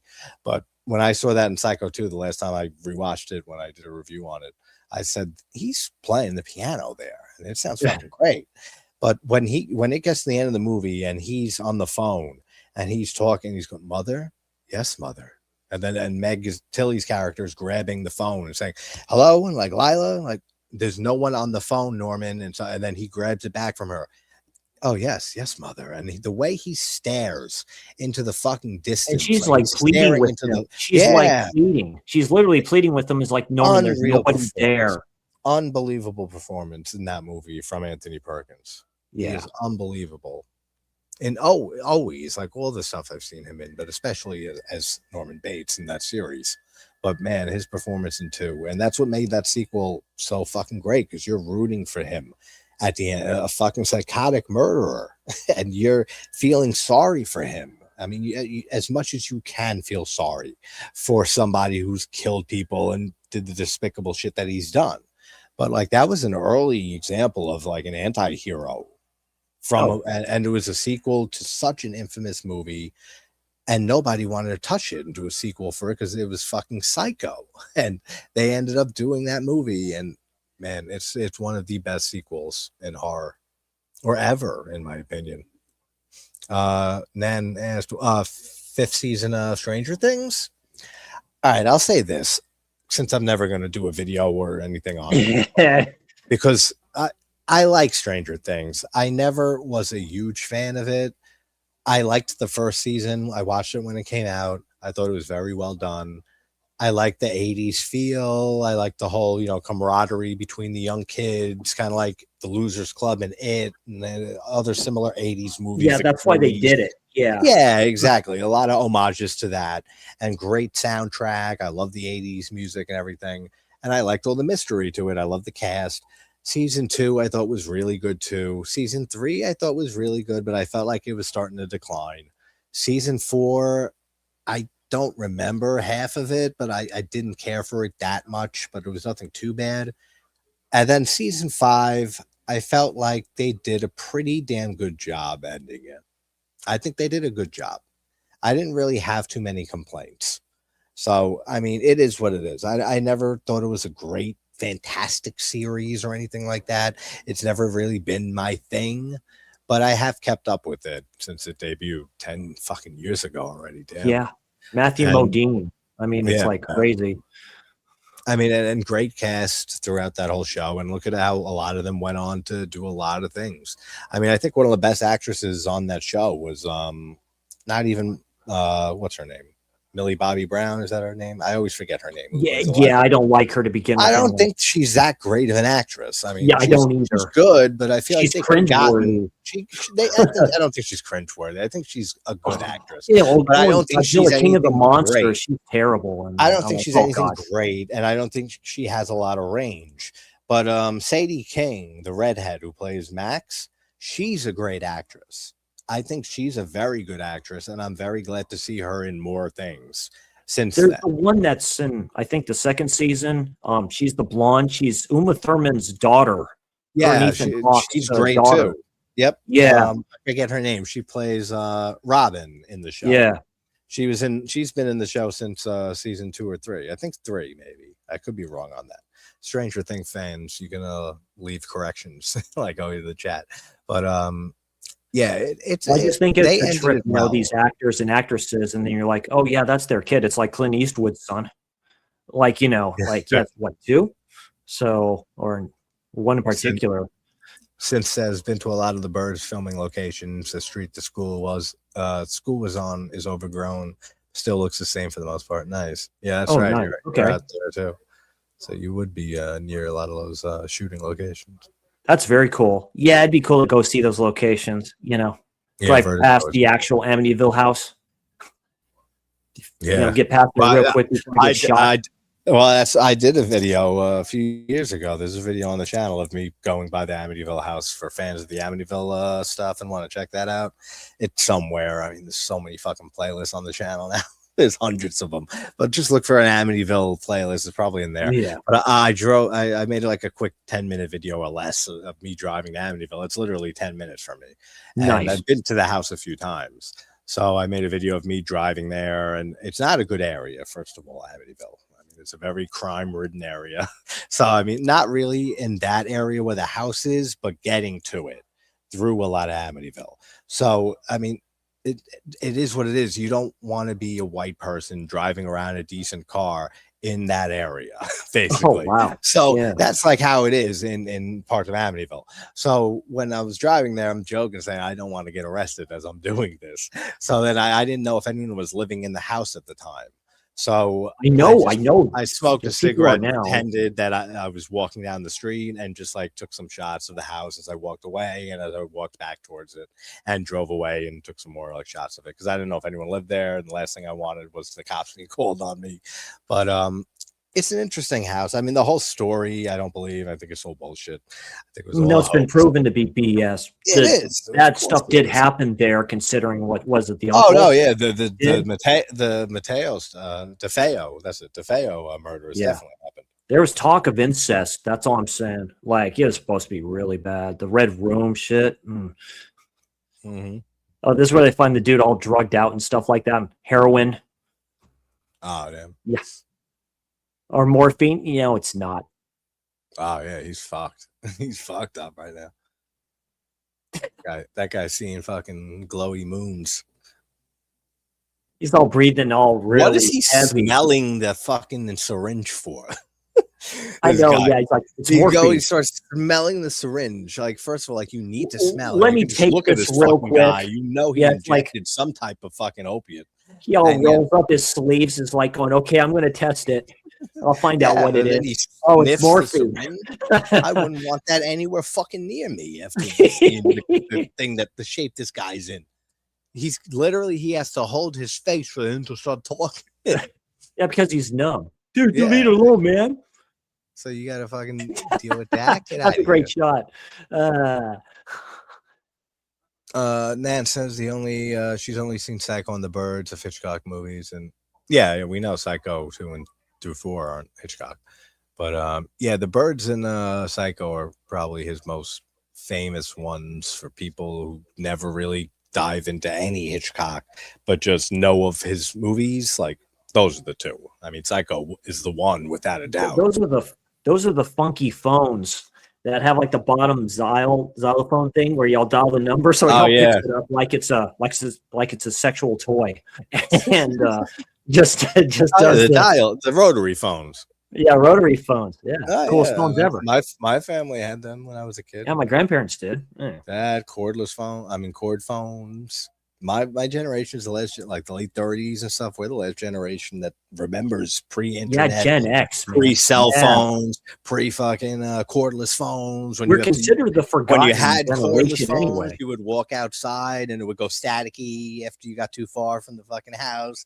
When you had the cordless phones when they first came out. The portable phones, they were called too. Oh God, yeah. I still have to. Yeah, you walk out the house and then 10 feet away from the house, it starts cracking up the static and everything. The Motorola flip phones. Oh, before they were flip. Yeah. The blue ones with the stupid antenna on it. I remember Nextel when I was in middle school. Oh.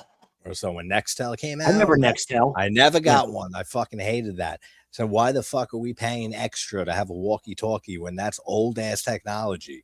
The whole thing is the phone. You can call, you can text people and stuff. Why the fuck do you want a walkie-talkie? I never saw the point. You had pagers. That's all the drug dealers have, dude. Talking in Morse code. Exactly. That's what they were, numbers. Oh, yeah, absolutely. A lot of Nextel users actually coincidentally that I knew sold drugs back in high school. So yeah, my mom worked at that was like the gangster's phone of choice, back then. My mom worked at the lab, and did she brought her Power Mac. Those are good computers. Came with the DVD player. I started buying DVDs. And that was the first player I started using. She'd be working or at work and stuff like that, and be during like summer vacation. And I'd pop some of the DVD films I had in that sucker. I was like, cool. Tom Holland and Hatchet 2. Yes, Russ. And actually, funny enough, I woke up this morning to Hatchet 3 on my TV. And then Hatchet 2 came on right after that. So I saw Tom Holland really today. Nice. Yeah, I love that whole franchise. I've had a few of the people on the channel from that. Yeah, you have. Harry Shen. Check out those films. I haven't seen any of the Hatchet ones. You got it. You haven't seen the Hatchet movies? Oh, dude, you got to do that. Oh, I just started watching. Like I said, did the slash along with Keith on Cold Prey. He never saw Cold Prey. I love Cold Prey. Like, yeah, I don't remember if I've seen that one. I think I did, but I don't remember it. Norwegian. We talked about that the other day. I can't remember if I saw it. I don't know if I did. They did like 3 of those. I've only seen the first. That's right. Yeah, you were telling me. The second one takes place in a hospital. That's why. Kind of like Halloween. That's right. That's right. I think I did see the first and I didn't see the second. That's right. Because you told me it was in the hospital the second. I said, no, I didn't see that shit. I would have remembered it. Something like that. Or I wouldn't have wanted to see it because of the hospital setting. Yeah. So I think I did see the first one, but I don't remember it at all. That would be one I got to read. Marissa Mel, she's very hot. She's very pretty. Like how recently did you find out there's more than one Psycho? Like, I'm hoping not like in this stream recent from us talking about Psycho 2 and shit. Well, I'm an old man. She's a lot younger than I am. It's like, so I would be surprised. There's a lot of Hitchcock I've never watched before, Oh, the remake is an atrocity. And with because it's shot for shot. Yeah, Van Heesh. Yeah, Anne Heesh. And Vince Vaughn. Yeah. Remake is bollocks. Yeah, everybody says that same shit. There's no I one. actually have the There remake. is nobody that I've ever met that has defended that fucking movie. The remake to Psycho, never. I've never had anyone say a positive thing about that movie. That's one of the rare occasions, and I've seen thousands upon thousands. Of the other film that has Living Never Dead girl heard of from Rob good Zombie thing. in it. Which one? The Psycho remake has Living Does Dead that girl have from it? Rob Zombie. Yes, Does it does. I only saw Yeah. that remake once when it came out, I think, and I was young. And then they put it in Bride of Chucky. Great film, by the way. Oh, And yeah, that's a great movie. John Ritter, all that shit. I don't know how you just found out there was a Psycho 2, 3, and 4. Man, You need to watch Psycho. You got to 2, get man. on Psycho 2 and 3. You need to watch that. Psycho 3 is very interesting. It's not a great movie, but it's pretty damn good. For a third movie and a second sequel to such a film as Psycho, it's pretty good.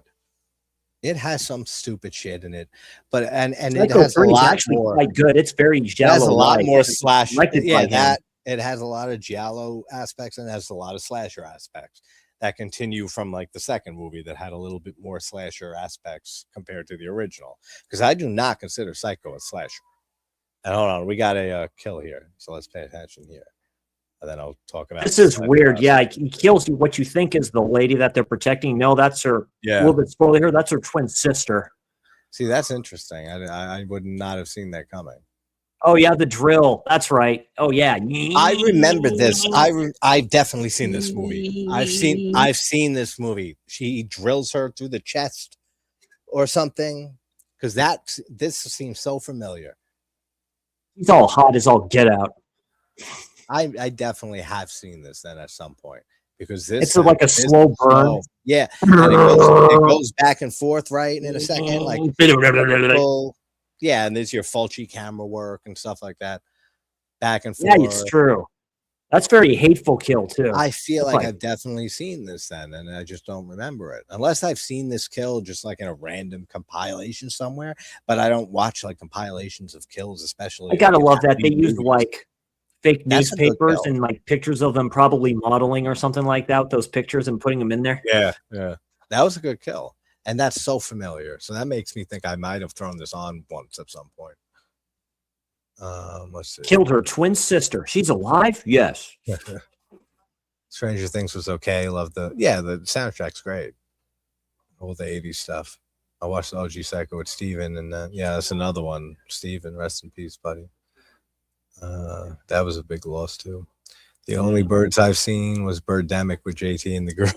Yeah, that's like, I mean, honestly, the Birds isn't too far different than Birdemic. I mean, besides the effects being so much more atrocious and everything being atrocious in Birdemic, Birdemic is pretty close to a remake of the Birds, just like the worst you can ever imagine. Yeah, exactly. They're not the same, but they are similar. I know has bullied me into watching many crazy. I bullied you. When did I do that shit? Bullied you. You make me sound like a fucking Hitler. I bullied you into doing it. Oh yeah, that's the way they do this fake plot here to have them like fake arrested for like all this other stuff too. To leave her alone. This is kind of a good sequence. That's one thing with every Giallo, that there's always the plots are always very convoluted, and everyone is fucking everybody over. Literally and figuratively, people are blackmailing each other, lying to each other, fucking each other behind each other's backs. That's like every Giallo film ever made. Yeah, everybody's hiding a secret. Yeah, everyone's out for themselves. Everyone's a greedy fuck. Everyone's cheating on everybody. And that's what makes a lot of the motive good. It's 10 Little Indians, or Then There Were None. It wasn't originally called 10 Little Indians either. That's all I'm going to say about that. It was not. There's another name for it. Yeah. Next cells were boomer cell phones. Yeah.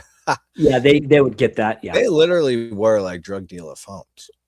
Yeah, that's my experience. My experience with people I knew who had next cells. I mean, yeah, those are the type of people that generally with the pagers, dude, in high school. I knew what they were doing. You had to be a dealer if you didn't have it. Yeah, that's how they got in contact with you. Last year recently. Oh, so you just found out in the last year? You went maybe a year go by and you haven't watched Psycho 2 and 3 yet? Psycho 4, actually, it's not as bad as people say it is, but it's pretty bad. It's not great. Olivia Hussey, the beginning. Olivia Hussey's in it, and CCH Pounder is in it. I love her. But even that didn't help. And the actor, who's the actor who's in it, who comes back from the original Psycho? The judge near the end. The sheriff, right? Yeah, that's right. He's in it too. He's in it too.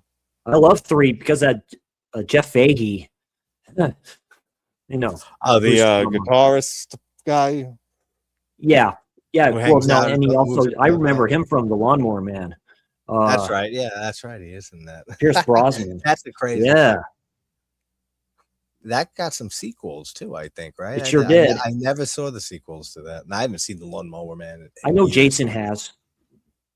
Oh, yeah. He did videos on those. Yeah, he did. Yeah. Lawnmower Man. I should have watched those, all of them. Watch the original again and watch the sequels. Yeah. Lawnmower Man, that's a Stephen King story. Yeah, because it involves the shop. Yeah, it is. Yeah. Don't fuck with the Chuck. You finally watched the TV series of Chucky, Russ? Yeah, that was a roller coaster for me because I mean, Child's Play, as some of you know, is one of my favorite horror franchises. I love. Brad Dourif reprises this role. Jeez. Yeah, I love every movie in that series from Child's Play 1, 2, 3, Bride of Chucky, Seed of Chucky. I fucking love Seed of Chucky. If you don't like it, go fuck yourselves. I saw that in the theater when it came out. That's all I'm saying. That was the first one that I saw in theater. Got up that had to have been at least 14 years old and said, "Fuck this movie." Well, that's what he said. Stupid. I saw that. That was the first Chucky movie I saw in theaters because I was too young. I think I was like 9, 10. I think that was the first I ever saw. Bride of Chucky. I could have got in because I had my good friend's brother worked at a movie theater, and that's how I saw Blair Witch when it came out. I was like 10, and I saw it 11 or so, and we would have my friend's brother sneak us into movies. And she faints and stuff like that as soon as he breaks the window.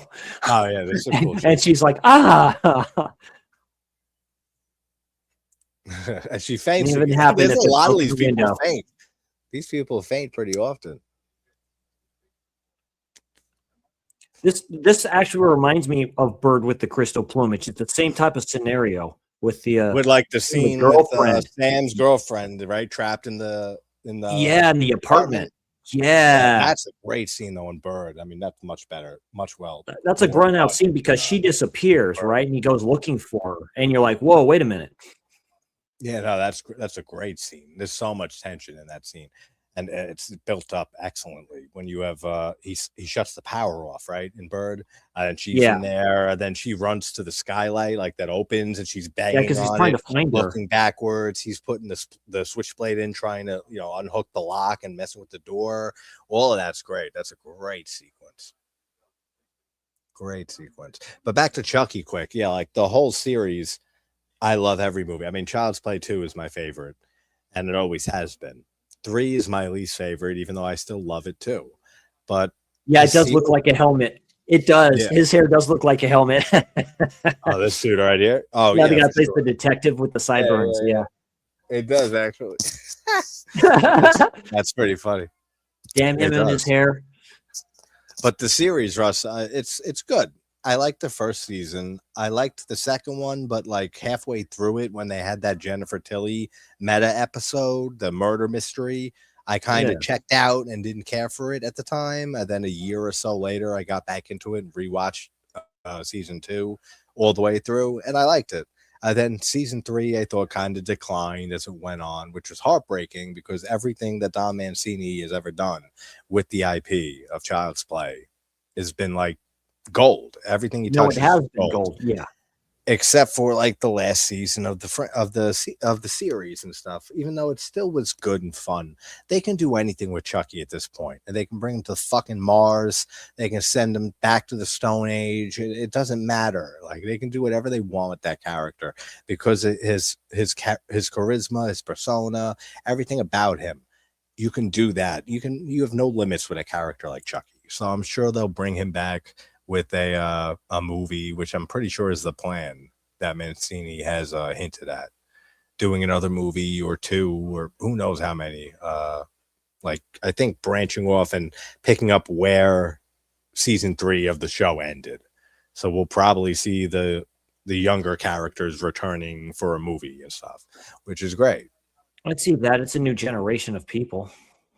Yeah, I mean, yeah, exactly right. Because when I was blessed to have on Alex Vincent, who played Andy in the first 2 movies, and I hung out with him a bit in the New Jersey Horror Con when I went to. Nice. That's great. It Yeah, was after I had him on the channel too, so it was fun being able to talk with him again in person. Like, yeah, what's going on? Yeah. Then I talked with Christina Elise, which I have a few minute long. It was a short interview I got with her while we were just hanging out talking there, and she said the same thing, and that it's just a new generation of talent that she's working with on this show, and that it's amazing how 30 something years later and stuff, how relevant Chucky still is, and how all these, you know, the next generation and younger people that are now getting into Child's Play and Chucky, and the talent that she's been Dourif as just, and he's a great actor to begin with. Oh, yeah. You know, that voice just works. That's what the first film. I'm going to kill you. I'm going to kill Eddie, no matter what. Yeah. And you're just like, damn. Like, it's just like, yeah. He's so good. One Flew Over the Cuckoo's Nest. His performance is Exorcist very underrated. 3. Exorcist 3 is probably his best performance. Yeah, he's in the Eyes of Laura Mars too. Yeah, yep. The character. He's in a lot of stuff. I mean, Halloween 2, Rob Zombie's Halloween 2. He's in Argento's Trauma. yes, he is. Trauma. David Lynch films. Movie. He's in Blue Velvet. He's in Dune too. Yeah, Dune. I have Dune on DVD somewhere, right over there on that shelf. I should bring it out sometime. I don't know where exactly it is, but I have Dune over there. I haven't watched that movie in so long. It's not a favorite Lynch movie in any way for me. Yeah, Alien Resurrection. He's in that one too. Twice. Yeah. I like Alien Resurrection. Yeah. I forgot he was in that. Yeah, Jennifer Tilly is excellent. I've always loved her, even though I do think Meg Tilly is a better actress, her sister. Bound. And I know Jen has always lived in Meg's shadow, kind of, like throughout her life. Dude is brilliant. Yes. Oh, what movie I want to check out? Sam Raimi's new movie. Yeah. What is it? Right? The People on the Island? Yeah. No, that's not the name of it. What's it called? What's it called? Send Help? Send Help, right? Yeah. Send Help. Send Help. I want to see that very badly. When did that come out? John Grande saw it. I think he did. Let me check the details on that, see when it came out.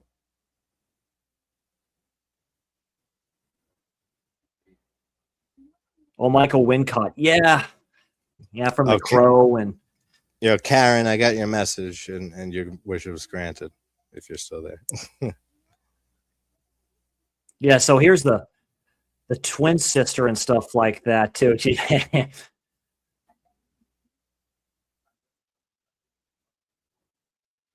Like I said, I was introduced to Marissa Mell in Perversion Story, and the way she sits and looks at the guy, and he's mesmerized because he thinks that's his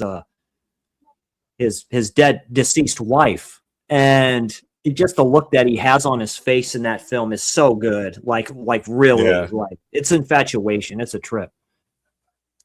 Russ said Child's Play was based on the most haunted doll in the world, Robert the Doll. Yeah, Robert the Doll. There's actually a bunch of movies on Robert the Doll called Robert the Doll, then Curse of Robert the Doll, and something next for Robert the Doll. Robert the Doll's gonna fuck you royally. There's like 5-6 movies. Yeah, you can actually go talk to the doll. There's a place where it's at. You have to pay, but you can do it, and he will talk back.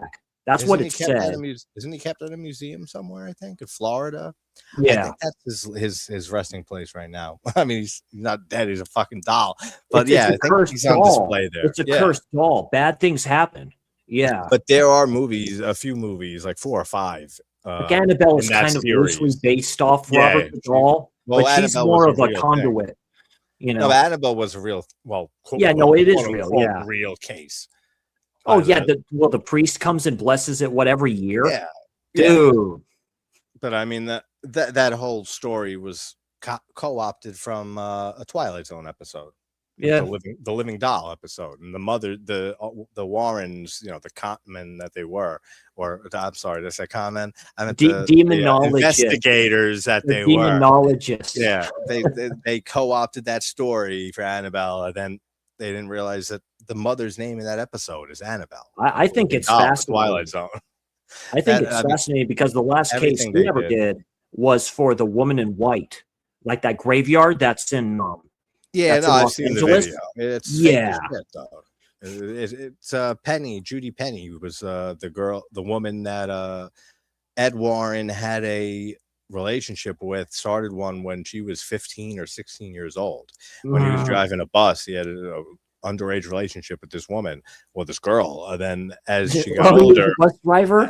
As she got older, he brought her to live in the Warren's house, and Lorraine Warren had no problems with it.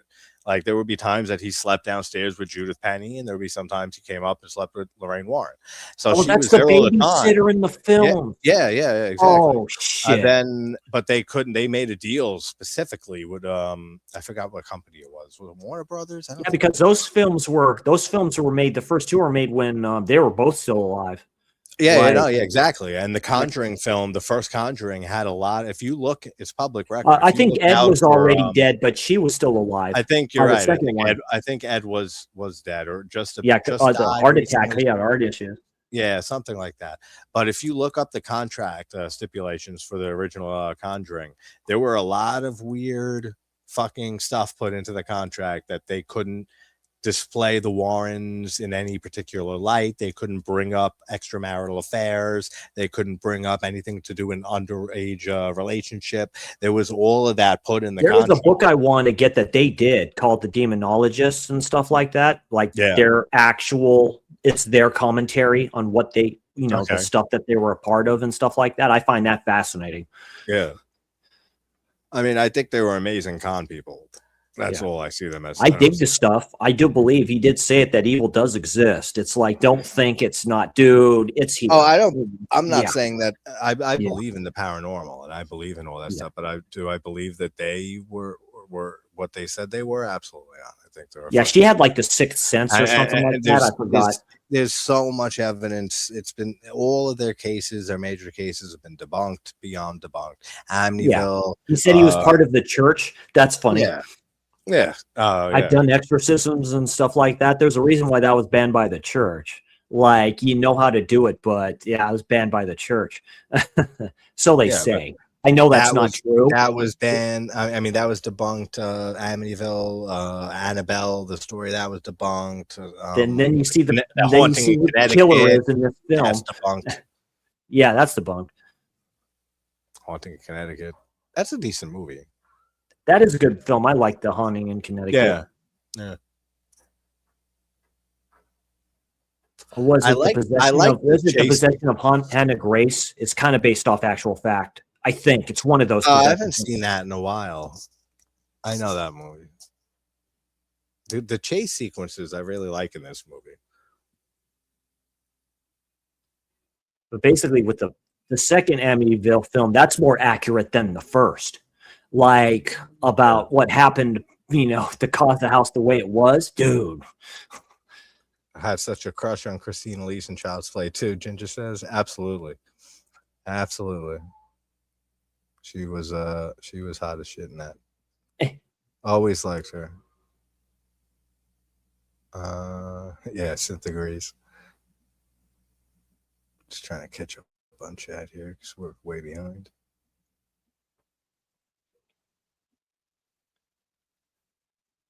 So yeah, you basically find out the killer is the priest that the good detective went to go see. Well, he has that look on his face too, and his excuse for doing this is actually quite interesting. Yeah, Key West. It is in Florida that Robert the Doll's on display. Thank you, sir. Yeah. Oh, that's perfect state for him. Karen, that's a scary story. What about Robert the Doll? If so, let us hear it. I know, yeah, you're a mod now. So is Russ. So is everybody in the chat is at this point. Nice. So if any of you start causing issues, all of you can fuck with all of you. Yeah, And I can just do my thing and stay out of it. you have to die. Ah! Yeah, and Annabelle was just she was a Raggedy Ann doll in the real life case. Ooh, so a priest. Very reminiscent of Don't Torture a Duckling. That's why I like films like this, and they've done the priest character too in other films, not just Giallo. Yeah. You know what I mean? Yeah. And there's something just I like about it. Like there was a lot of trust me, but there's something about that under the guise of a priest. It's always been there was a lot of evilest thing.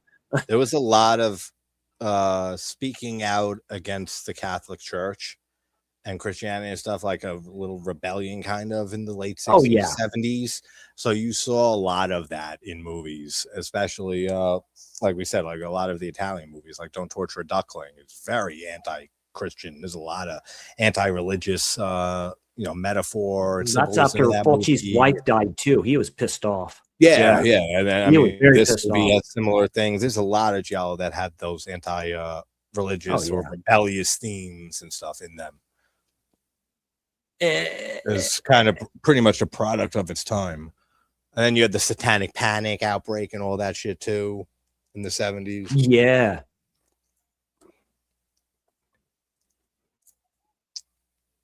Which is just another topic that makes more sense, that it bridges those two together. You know, you see more priests and Catholic imagery and stuff like that, and anti-Catholic imagery. Pentagrams. Like movies. Yeah, exactly. Yeah. While you have the Satanic Panic thing going on, it just makes sense that you see more of both. That's another reason I love these early 70s films, is that they really feel like time capsules back to the 70s. Like something about the 70s itself has such a distinct look and feel to it. Even just the style of filmmaking in the 70s, with just the long takes, not a lot of cuts. You know, like look at The Exorcist, and then you'll have just like the scene with Kinderman and Chris in the park, and they're walking, and they're talking for minutes on end, and then the same with Karras and Kinderman for minutes on end with barely any cuts, and it's very impressive how they just were able to film a scene and with very minimal edits and just let a scene play out and just show a conversation. Because once the 80s came, I mean, it wasn't bad, but it got a little more, but you needed it because of how high octane fueled a lot of the 80s horror films were, and all the cocaine involved and all that shit, and the effects work. So I mean, there was a need for more cuts and edits and stuff. But nowadays, look at like Marvel movies and like any like mainstream films, there's just cut, like just fucking cuts galore. You don't even know AI, a lot of bullshit, really. You don't even know what's going on or what you're looking at anymore. Just the fuck is going on in this scene, because you can't even tell because there's 100 cuts in a minute. And I don't like that. That's something I really miss. And this was great, by the way. I got to rewatch it again, just like sole focus, but for first impression, I really like that. That would be probably high up on Lenzi's movies that I've seen. Very good. Like I said, just the atmosphere alone. The ending is a typical good abrupt one, but like I say, I like the reveal of the character because I didn't see it coming. Yeah, and the motive too is good too. And the characters, they're not bad. I mean, the main chick, I forget her name. What's her name? I wasn't paying attention to her name, but her acting's decent. It's not bad. It's not great. Just like most of the acting in it. Like, it's nothing great, but it's nothing bad at all. And the dubbing, same thing. I didn't notice anything that's, glaringly like, oh man, that's bad with the dubbing. The dubbing's fine. It's typical early 70s Giallo type dubbing. The acting, same thing, or typical for the era. And the kills were really good, and the pacing's very good. That's one thing. Like I said, for the first 20 minutes, we got like 4 kills. The first hour, we got like 6. Like, Yeah, that's fucking good for an early 70s Giallo film or Giallo film. That's a lot better than your average one. And this was the same year, I think, as Knife of Ice, or was Knife of Ice 71? that was 71. So that was the 71. Yeah, last. That was the so last it's of the those one films he did with Carol. with Gainsbourg, right? Yeah, Charlotte Gainsbourg. Yeah, that was the last one. Yeah. So yeah. this was the first one without her. So I mean, this one is much better with just the pacing alone and the kills. Yeah, and the absolutely. story too, compared to Knife of Ice. And it's been a while since I've seen So Sweet, So Perverse and Orgasmo and Spasmo. So I'd have to rewatch those, and I'll probably, as I watch them, I'll do videos on them. But those I remember being on the same level, pace wise and story wise, and the reveals. Yeah. I mean, Lenzi does a lot of genres very, very well across the board, with creating, like we said, creating the whole cannibal subgenre, the Italian cannibal films. Felicio Testi, like Eurocrime, he killed it in that. His stuff with Tom Million is legendary. Yeah, non-horror stuff, crime stuff. I mean, just like a lot of the Italian horror. Yeah, everything. They did so many different genres: spaghetti westerns, crime films, noir TV films. horror films. He did with Folky. Exactly. Yeah, they did comedies at times. They did a lot of those. The ones that were common after Conan the Barbarian was famous. Then they were all copying Conan. And shit like that. Like all those different subgenres that all those directors like dip their feet into at some point. But I don't know. I still think his best movie would probably be, like, of the ones that I've seen, even though we can't include Nightmare Beach, because can't include Nightmare Beach. He disavowed that film, didn't he? He was like part of that because film. he didn't really direct it. Like, from everything I've heard, there's been a lot of conflicting reports, but he apparently did not like what was going on, had a lot of issues, and he pretty much wanted his name off of it before it even started production. They started shooting. Then they brought in some guy to direct, and he stayed on as like a consultant.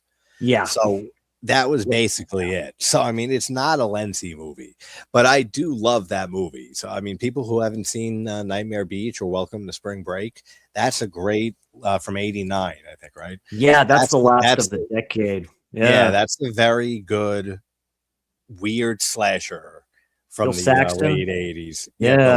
I mean, John Saxon is it? John Saxon. Yeah, John Saxon. There's another killer in there too. That's kind of whatever. Yeah. And the killer kind of relates to this. Yeah, it relates to this. Yeah, he likes doing that. Yeah, exactly. That's what I mean. I mean, that's another example of it, even though he wasn't as involved with that movie. Yeah. But, I don't know. I would probably say Cannibal Ferox and Orgasmo, from what I remember. I remember a decent amount of that one. Are probably my favorite Lenzi movies from what I've seen, which is maybe Eyeball is still a batshit crazy great Giallo film. I can't remember if I've seen Eyeball or if I've just heard a lot of great things about it, but I think it takes place in like a theme park. Yeah, I gotta watch that one sometime. Yeah. Let me go through the comments here. Let's see if Karen told her story on Robert the Doll. Let's see.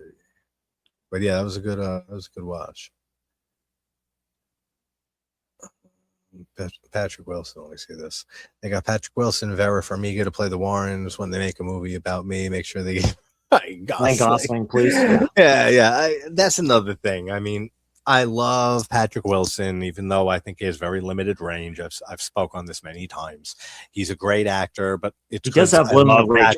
It's because I love Patrick Wilson. He plays Patrick Wilson 99% of the time, which is great. His best role is Insidious, in my opinion. He's great in Insidious. Yeah, he's always great, but he's always Patrick Wilson. He doesn't have much range. Even though, like, Hard Candy with Ellen Page. True. He plays probably less of himself in that movie than usual, but he still plays Patrick Wilson for the most part. But I think that role's a little little less Wilson-y than his other later movies. But yeah, and Vera Farmiga is a fucking phenomenal actress. I Oh, of course love she Vera is. Yeah. Farmiga. She is amazing. And I really like Thaisa Farmiga, her sister. Or Yeah, her niece. sister. Yeah, that was in The Nun. Sister. Yeah, The Nun. Yeah, that was in The Nun. That American plays Horror her. Story. Yeah. Oh, She's that's been right. Yeah. She's been in a decent enough. The Final Girls.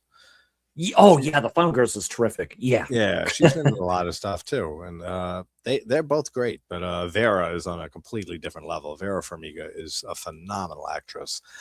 But yeah, them portraying the Warrens as like this amazing lovey couple and stuff, and like it's all for the movies and shit. That was nowhere close to how the Warrens' relationship was. Yeah. Yeah, when you see the actual pictures of what they look like Quakers. Yeah, not even the looks, just the relationship too between them. And they also, like in Conjuring 2, with they had nothing really to do with the Enfield haunting, the Enfield poltergeist. They came unannounced for like a day, and they looked around the house, and then they left. That was it. Yeah. And they just added from the second movie. Second one. The first one, they ended up getting kicked out of the place from the father of the Perrin family. They did a seance, even though the father didn't want them to, and then he ended up knocking Ed in the mouth. And then they threw them out and said, "Don't come back." But then the Enfield poltergeist haunting in the Conjuring 2 in England, they went just for the day, or a day or two tops, and then they left. They added to their case file. Say, the elongated man. They didn't do any of that shit. Like, they're fucking con men. If anybody really likes, like, are into the Warrens or want to know more about the history of the Warrens, go look into some like documentaries about how they really were and stuff. The reason I brought them up initially was because you brought up the woman in white, and that's when I brought up Junie Penny, and who was the woman that Ed had the relationship with, lived with them. She swore under testimony. She had like a sworn testimony that she said that it was her who's the woman in white. That wow. Ed said, just go, dress up in white, dress over there and do that. So I mean, there's so much shit that's come out on them and stuff that none of this shit is real. It's all bullshit. They were great con men. I mean, I'll give them that. They knew what they were doing, but they knew they've said. They were on record a few times saying crazy people call us, only crazy people deal with us. They told the Amityville horror guy to worked on making the story fucking more than it ever was. The Haunting in Connecticut, the book, Ed told the author to just make whatever you can, just make the rest up, make it scary. Right, make it scary. Why not? Things like that. I mean, it's like with the whole Amityville thing. It's like it's a horror book and a horror film, but based off of factual fact. Yeah, exactly. There you go. The movie casting set. Give me a Ryan Gosling. All right, let's see. So here's Karen's story. So I did a review of Robert and then a spirit box session. In short, my window cracked and lights went out all at the same time. It was see, it's a cursed doll. Yeah, I've heard some weird stories. I think it's possessed. I've heard some weird stories relating to Robert's doll. And, because dolls don't talk to you. They're not supposed to. The movies are terrible, though, in my opinion. I've watched all of those movies, the Robert the Doll ones. And those are like teetering on those type of real low budget movies that I never fucking like venture into voluntarily, that like on the Sharknado level, like, or less, like those type of films. And, like the first Robert the Doll is not too bad. It's all right. It's fun. But then there's like 4 more, at least 3 more sequels, and they get much more low budget and worse as each one rolls out. And yeah, none of them are really good. But that's spooky, Karen. Her house got haunted. Yeah, that's some freaky shit. That's why I don't play around. I'm not a religious person. I never have been, even though I went to Catholic high school. That was just because the public high school here was much fucking more dangerous than the high school. The parents almost sent me. My mom almost sent me to. I'd be probably in Catholic school up to like junior high, and then I'd go to actual high school. But it was the opposite. I was in public. Me and my sister went to public school up till 8th grade, and then for high school we went to Catholic school. Right. High school, because the high school was just notoriously bad. Like there were people getting stabbed and shit like all the time, and Like that film, The Principal. Yeah. Exactly. It was like my parents at the time were like, yeah, we're not doing that. Yeah, we're not doing that. We're not sending our kids there. But I mean, it turned out the Catholic high school was fucking worse than in the school there. Maybe not with the violence, but in every other way, cheating and fucking and drugs and everything. It was much more chaotic than you would imagine for a Catholic high school. As a lot of time was because a lot of the people there had money from their parents, and they would just go crazy with fucking like drugs and just go nuts in every way you can imagine. Fucking those rich bastards. They ruined the fun for everybody. What's Ginger saying here? Agreed. Some of my favorite films are I guess when I was talking about like the cuts and stuff in the field. Yeah, well, and that's The Last Man on Earth story with Charlton Heston. Logan's Run. Soylent Green is another one that's kind of like that. Soylent Green is people. Yeah. That like late 70s. Late 70s Charlton Heston is actually quite good. Yeah. No, they had a very distinct feel, and the way that they shot scenes in the 70s, it was just very, very different, and something I prefer a lot. Karen asked you, Chris, what is your favorite horror film of all time? Oh, I've said it in the past. Event Horizon. Oh, it's a great movie. I love Event Horizon. I'm scared to watch it to this day. That's an interesting. Like I've seen it like maybe less than a dozen times, maybe 3 or 4 times. It scares the shit out of me. Yeah, it's terrifying. That's a great movie. And Sam Neill, I mean, it bothers me whenever people like, no, they're not dead. They're not dead. They're not dead. They're not dead. Yeah. Have you seen Fire in Space? It's beautiful. And I'm like, there's no fire in space. It doesn't matter. The way he talks about it, he does a Jaws thing where it's like, I love anything. I'll never let that happen again. Yeah, I'll never let that happen. And black holes, all that shit interests me. Yeah, it always has. I mean, the premise is great for that movie. But Sam Neill, I've always loved, and he's done a lot of great horror movies. I mean, with, The Omen 3 and Possession. Possession, of course. Yeah.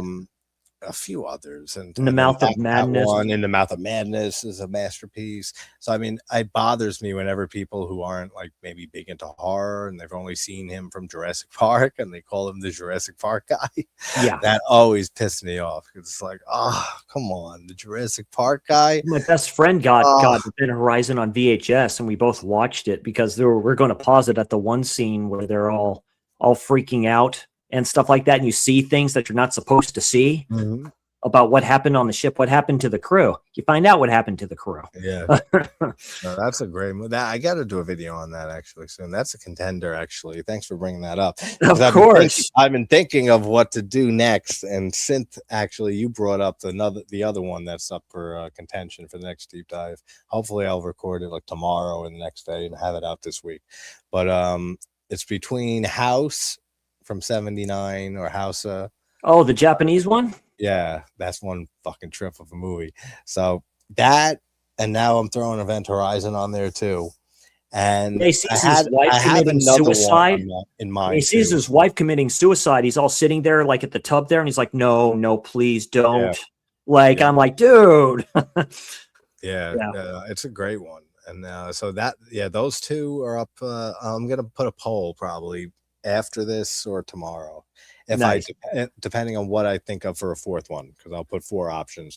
So it'll be House, Event Horizon, and then I have another one in mind I'll save for the poll, and then if I think of the fourth one, I'll have a poll out for next deep dive. There's some great ones out there. Yeah, it gets so much harder and harder with every fucking time. Like with every day that passes, every week that passes of doing this. Hey, Stacey.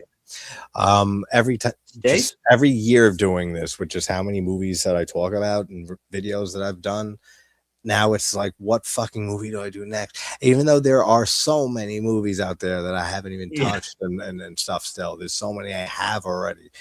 Genres.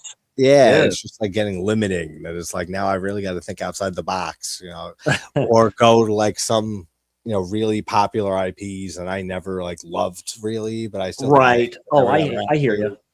Like, yeah, so it's like always like trying to look for one and like, all right, what do I do next? And it's like For me, really, it's like process. werewolf films, because I haven't seen like around. major werewolf films, but I haven't seen like the other ones. Like, there's a TV werewolf film which I heard is quite good. So there's another one, Bad Moon. I heard is really good. Bad Moon is good. Bad Moon is a good movie. I've never been a werewolf person. Many people know that. That's a classic one. That's a little different. That's a good one. Dog Soldiers. Yeah. Is Dog Soldiers, right? Yeah, Dog Soldiers. Yeah, those I always get trapped in that house. That with another movie for some reason. I can't think of the other movie right now, but I always confuse it. But that one, I mean, of course, American Silver Bullet, and then of course, with a priest, London. yeah, another priest. American Werewolf in London and Howling, obviously, are probably near the top for everybody. Howling's the Howling's my number one. The Howling, like the transformation in the Howling is so much more atmospheric and dark and over the top from Rob Bottin's effects work, whereas I can't compare the two, or like say one's better. It's just that's how I feel about the Howling one versus London is more of a full-on display of effects work. Like, look at this amazing. Well, in the Howling, it's basically a serial killer. Somebody's killing people, and it kills that woman, like in that office, like slaps the Jesus out of her. Yeah. Oh yeah, the initial fucking slap. They just go whack. Yeah. Oh yeah, it's great. But like comparing them is very difficult. Like to say like one transformation is better than the other. It's definitely. They're different. They're done very differently. Oh, flipping like the Howling Night. That transformation, you know. Yeah. I've never been a big fan of Fright Night, and I haven't watched it in who knows how long. I got to rewatch those movies. I'd never. The one dude that says Brewster. I forget the name. But I remember. Yeah, I remember the transformation from Chris Sarandon. I think Chris Sarandon's in it. He's great. Chris Sarandon is such an underrated actor, especially Dog Day Afternoon is a role by him. Oh wow, that I think is phenomenal. I mean, he was nominated for Best Supporting Actor for them. Okay, I didn't know that. Yeah, he played the girlfriend of Sonny, the guy who robbed the. Because I first saw him, of course, in Child's Play. He's the detective. Yeah. He's Mike. I do remember him in The Resurrected. I just haven't seen The Resurrected in a long time. Stacy's question: have you been to Italy? I have been to Italy, actually. I went. Nice. 6 years ago, something like that. 6-7 years ago, and I've been to Ireland twice. I've been to different parts of the Caribbean a few times in my life.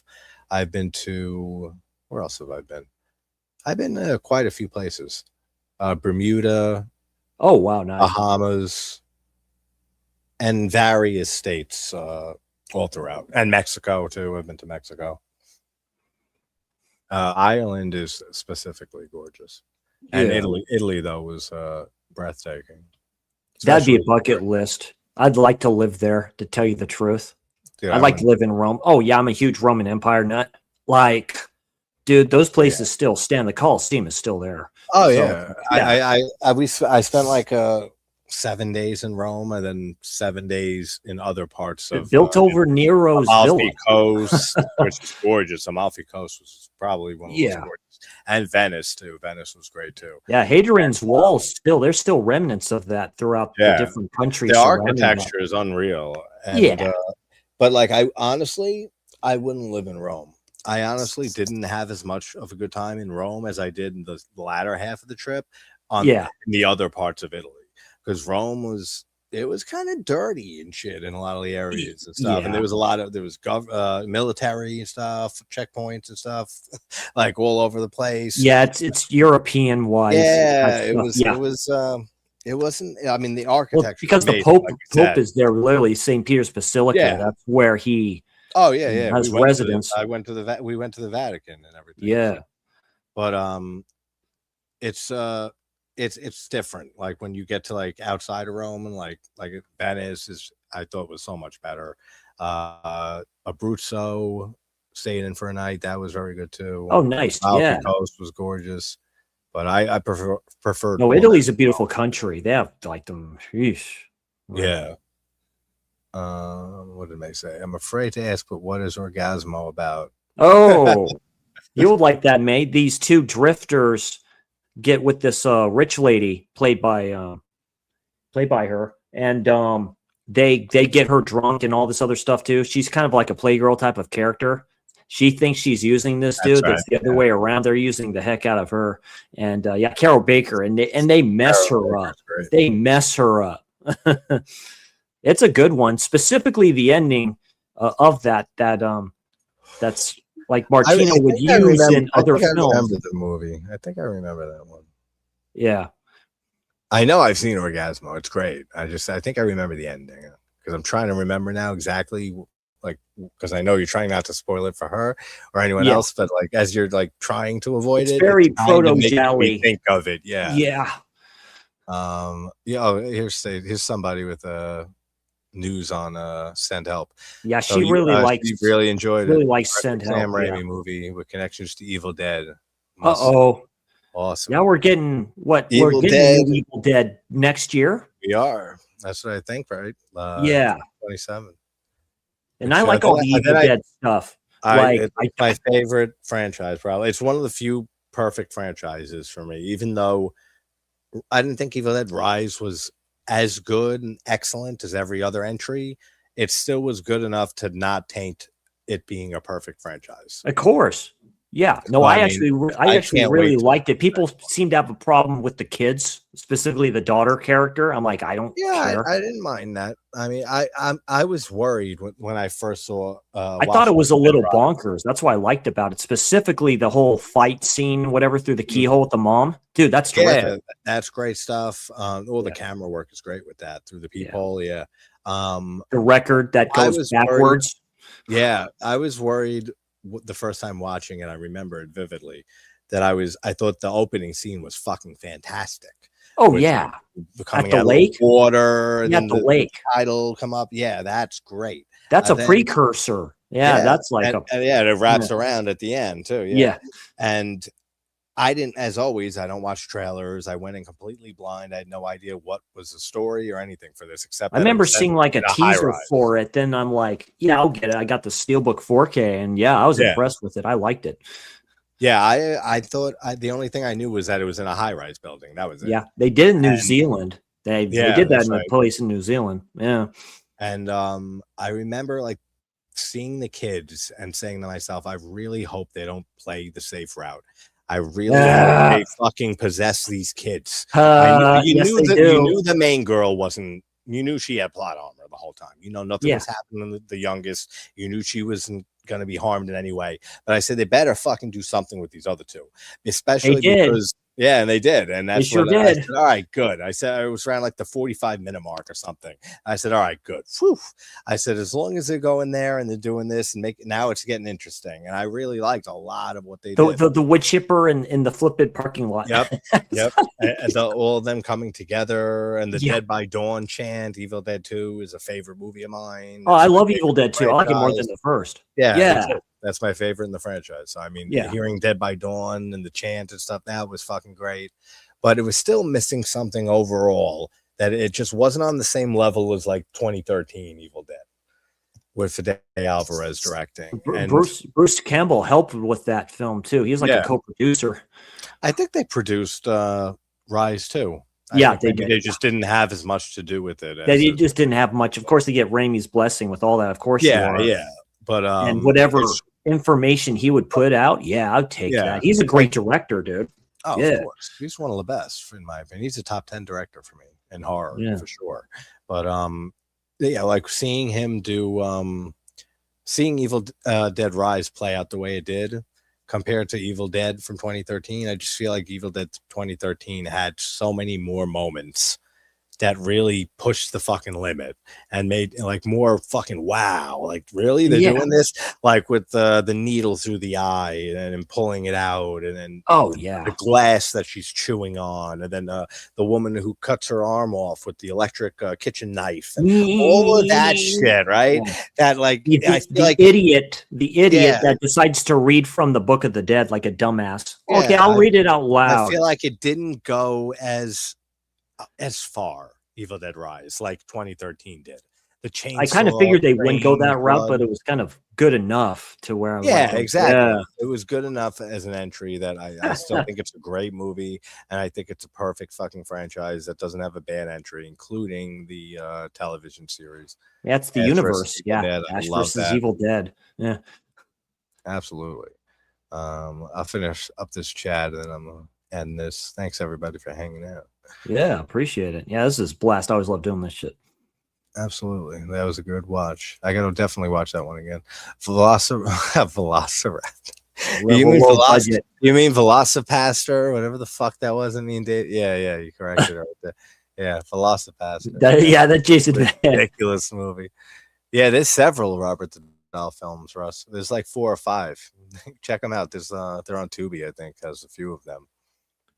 That's what's cool about Tubi. They have a lot of stuff on there. Dude, they have so much stuff. Tubi has even have a very indie. collection. They have a very indie film from the director of Sledgehammer called Boarding House, which I still need to check out. I know Boarding House. That sounds familiar. I gotta watch House. Everyone should watch House. That movie. Criterion has that. It's been years since I've watched it. It's been a few years, probably 2-3 years. I think I've watched it since I started the channel. I remember that because I remember saying to myself, I should be recording a fucking video on this right now. Instead, I was probably just fucking J-horror is true in my own little thing. I've done a decent amount of Japanese horror movies over the years. There's a Japanese horror playlist if anyone wants to go check that out. There's I did the Ring American version and the Ring 2 and Rings, those 3 American ones. Then I did Ringu. I did Ju-on the Grudge, the Japanese one, Ju-on the Curse. What else did I do? Takashi Miike's Audition. One Missed Call. Yeah, I heard One Missed Call is very good. I really like One Missed Call. Pulse, I heard, is a good one. Pulse, I've been dying to do for a while. Pulse is going to be the other. I don't want to make it the 4th option because I already have a Japanese one. Because there's an American version of Pulse that's why. that I have. I know. And Ginger, actually, he'll speak up for the American Pulse. He likes that one. I got to rewatch it. I haven't seen it in a while, but I didn't care for it. But the remake for One Missed Call is awful for the most part. The CGI is fucking terrible. But Takashi Miike's One Missed Call is great. Yeah, he's talking about the werewolf ones. Yeah. A lot of people love Rise, it seems. Yeah, most people, it was a very well-received movie. Falling asleep up in here. Megan tired. Yeah, we're gonna sleep soon. All right, cool. I got to the end of the chat. No, I didn't do Pulse. Yeah, like we did a watch, but I didn't do a deep dive. So I wanted. I've been wanting to do a deep dive on it for a while, so that'll come eventually. But House, I'll put the poll up tomorrow, so it'll be between House, Event Horizon, the other one I have in mind, and I'll think of another one before then, which I kind of very cool have one in mind. But all right, guys, thanks everyone for hanging out. And again, rest in peace to Sean. I mean, it's a tragedy, and thanks for everybody for the kind words in the chat. But yeah, and we'll do this again sometime soon, man. We gotta start doing now it's the new year, we'll start doing more Giallo watches and shit. Absolutely.